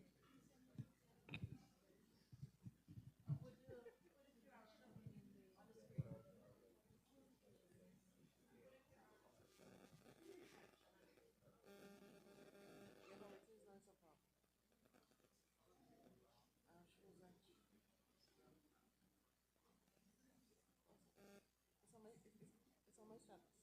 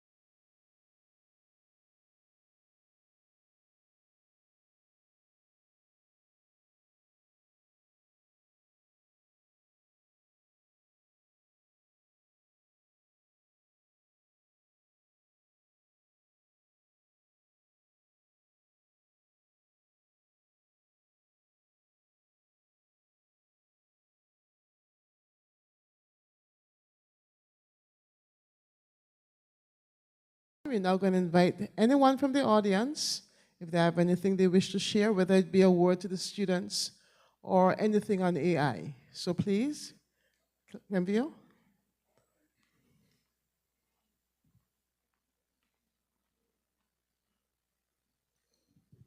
Good night, everyone. It's a pleasure to have all of you here on such an exciting topic. A lot of the presentations here tonight, well, all of the presentations here tonight were all thought-provoking. They were very well executed. In addition, I wanted to just pinpoint one thing. A lot of you have asked about AYBF financing and funding. Sorry, at this time, we're unable to meet the demands of your businesses, but hopefully in the next few years, we'll be able to loan $1 million without having to think about it, you know? So I'm speaking that into existence for all who here, you know, because the development of your businesses is the development of Anguilla. Also, as presenters, it's on a little bit more of a serious note. In the near future, you'll be making presentations to persons as pitches for your businesses, or even pitches as personal representations of who you are as someone to be employed. It is important to be able to speak and speak eloquently about yourself and what you can offer, and even the business ideas that you have. So yesterday night we made a lot of jokes, which was fun and good, but it's important to know that you have to be able to keep a level of professionalism when you're pitching ideas and even to pitch yourself. I did like for a few of the responses. They were very comedic, you know, but I just have to say that as someone who's a business person and even someone who's an employer as well. One of the key things that we want to take away from this event is that Anguilla has a lot of opportunities available to us. You just have to be willing to make the bold step to make that a reality. We are keen to see those ideas come to reality. And for Team Nexus, we're going to be introducing a space for you to grow your business, Innovate Anguilla. And I know that you said you had to hunt down your teachers to find a nice spot to have your meetings and stuff. So potentially, our Innovate Anguilla, which we'll be launching tomorrow, will be one of those spaces, and also equally available to the rest of the students. The AYBF, as the sponsor of this event, has a lot of opportunities available for young entrepreneurs, especially between the ages of 18 to 35, to access training, to access funding, and even mentorship for the businesses that you have to develop. So this is just the starting point, and hopefully it is not the end of these business ideas. It may not happen tomorrow or next year, but it can happen within a few years to come. You just have to continue to work with it and develop your ideas. I find that Anguilla, as a country, we need a lot more ideas that are centered around knowledge industries, because that is where we are able to tap into larger markets outside of Anguilla. And this is one aspect of that, where you are developing artificial intelligence companies.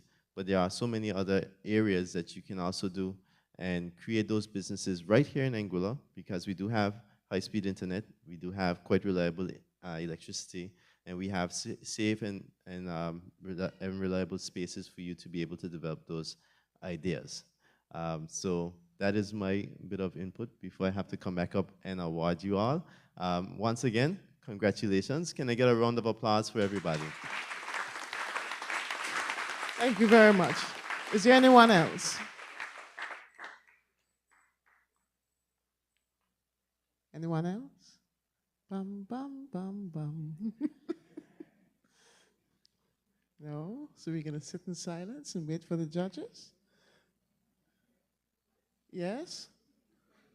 Let me thank the students who came to see the BIB tonight. Thank you very much. Those who were not participating, some of them have left, but we do say thank you for coming. Hopefully one day we can have it as a school event where it's done during school hours, and then we can have the place really filled. Right? Okay, are we almost finished with the tabulation? We're done? Coming soon?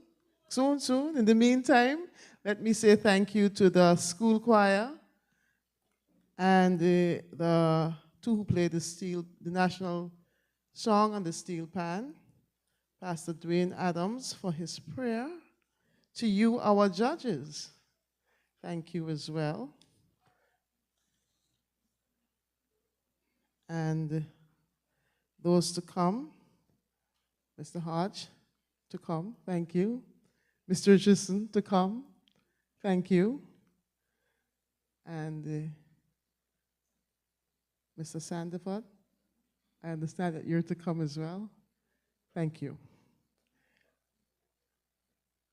Well, I can only do choir directing. We can sing a song while we wait. What's that? No, I don't play the steel pan. There isn't any pianist. So we can sing a Christmas carol, you know. It's Christmas. Come. Let's sing for true. What are we going to sing? Joy to the world? Okay, Mrs. Scotty has said joy to the world. Come on, let's sing. And that is a QR code for those of you who haven't voted, those of you who didn't get the link. So it's either do math, answer questions in economics, or sing. Those are my 3 areas. All right, let's go.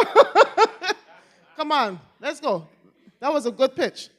Let's go after 3. 1, 2, 3.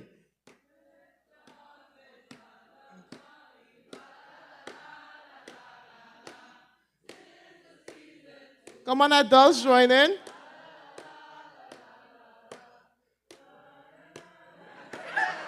Falala.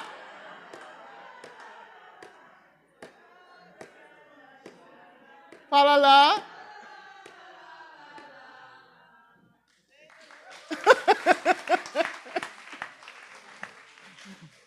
Okay, I think we all do know joy to the world, though. So let's sing that because it is Christmas, and we're going to sing one verse, and then the decision will be here. 2, 3.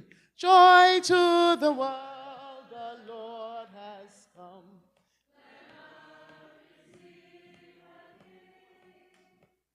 Let every heart prepare him room, and heaven and nature sing, and heaven and nature sing, and heaven and nature sing. He rules the world with truth and grace, and makes shall prove the glory. We can finish now. The glories, his righteousness and wonders.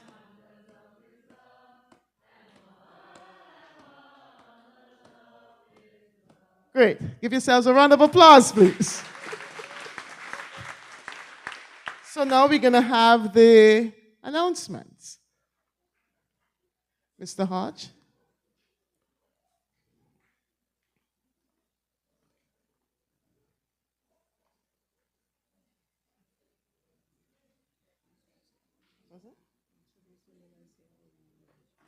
So what about the other 3 prizes?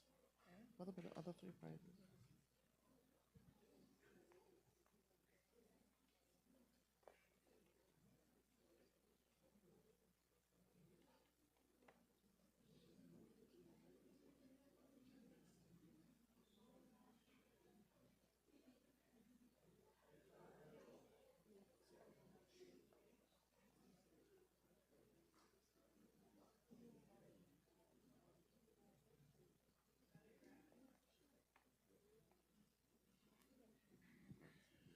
Okay, so after that beautiful singing,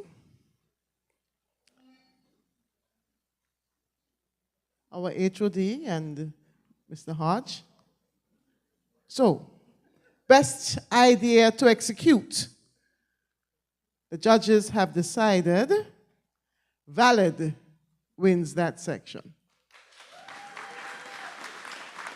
That's group 1 with Jai Jong Leng, Karen Vanterpool, and Electa Kiri Adams.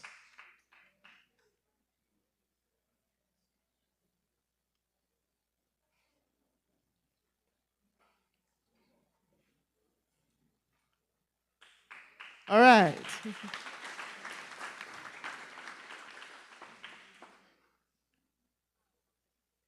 Beyond extraordinary idea, the judges have said, ocean scope.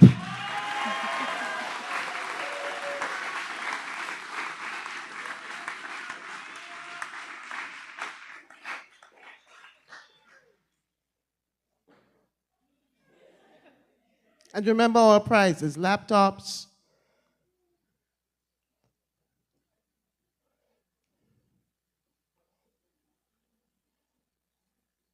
Great.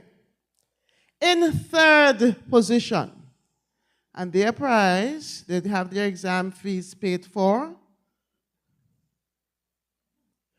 Team 2, DAI, Abigail Campbell, Shavin Narain, and Salesha Richardson.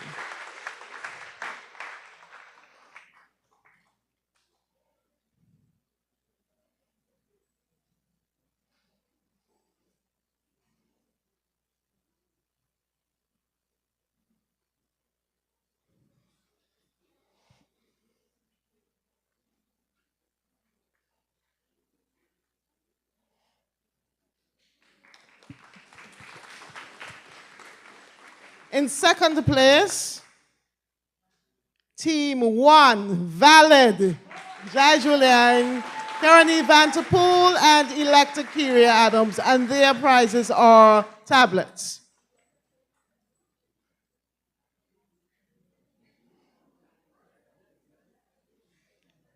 And trust me, every team worked really hard. It's a lot of research, lots and lots of research. Nice. Our winner, and they have won the laptops. Dum, dum, dum, dum. I'm a choir director, sorry. Team, dum, dum. Team 6, Ocean Scoop. Nari Gomes and Keontae Brooks.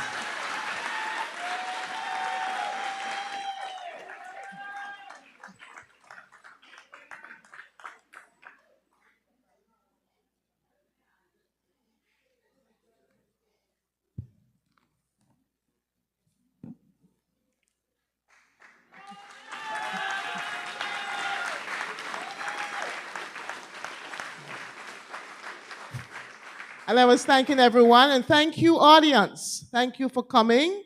Thank you for continuing to support us. Ms. Griffith, you're saying something to me? The code? The winner? Miss Gomes? Did we get the results from that as yet?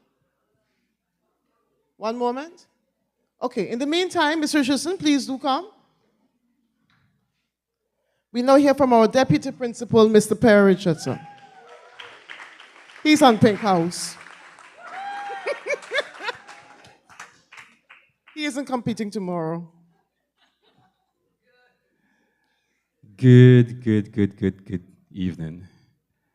Let me first apologize for the absence of the principal, who is not here. I believe that might have been said before. I was also absent at the beginning because I was attending another function. But I'm truly glad to be here, and I reached probably at team 4. And those presentations were great. And teams 1 and 2, I miss your presentations. And you got the prizes. The BIB is truly an investment in our future. These jobs, these proposals can be reality once the thought processes can go further into it, and the support from the various agencies as specified in the presentations. AI is here. It is here to stay. And once upon a time, we used to be looking to oil, trying to see if we can find oil in the sea somewhere. But we have AI. And it's hope that going forward, that as a nation, that we'll indeed be able to build AI to its full potential, to its fullest potential. And I am so proud to be a part of the ALHCS. I'm glad that the BIB, it had a a hiatus last year, but they came back very strong. The business department, congratulations for a job well done.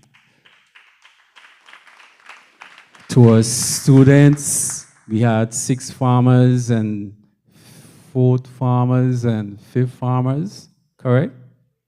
Yes, it's good to see that we have basically the senior portion of the school really taking hold to this business idea box, and hopefully will continue to grow from strength to strength. So once again, thank you and long live the BIB. Thank you, Mr. Richardson, Mr. Hodge, and Mr. Hodge and Ms. Combs. We just got the results, the online results. So the online vote, favorite team, favorite group, and that goes, I won't sing this time, I'll just announce it. And that goes to Ocean School.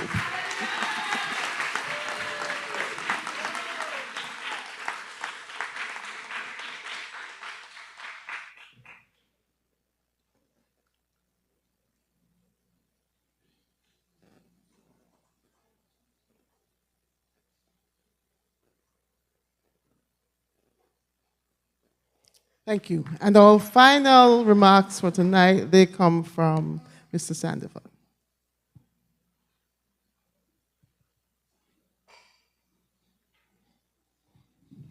Thank you.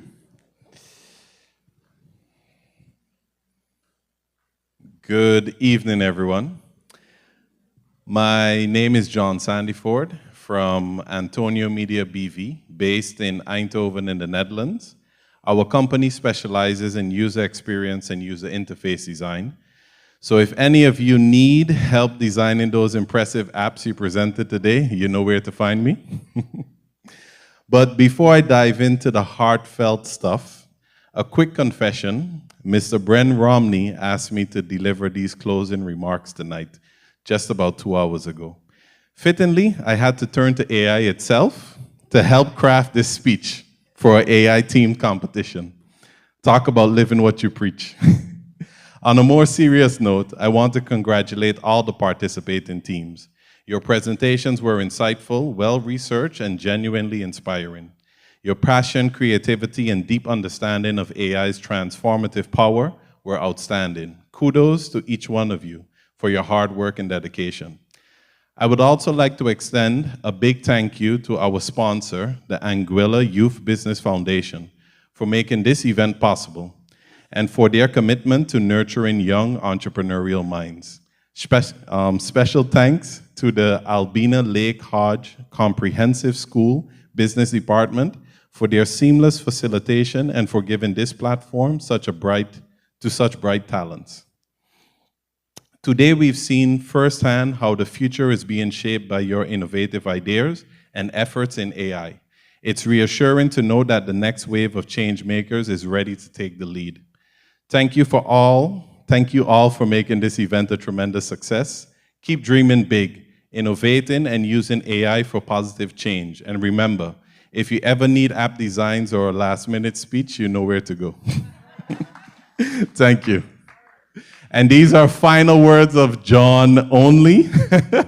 I encourage you all to check out the Innovate Anguilla Business Incubator to help develop your business dreams. It's truly a huge achievement for the island, and I'm very proud to have been a part of that journey. Thank you.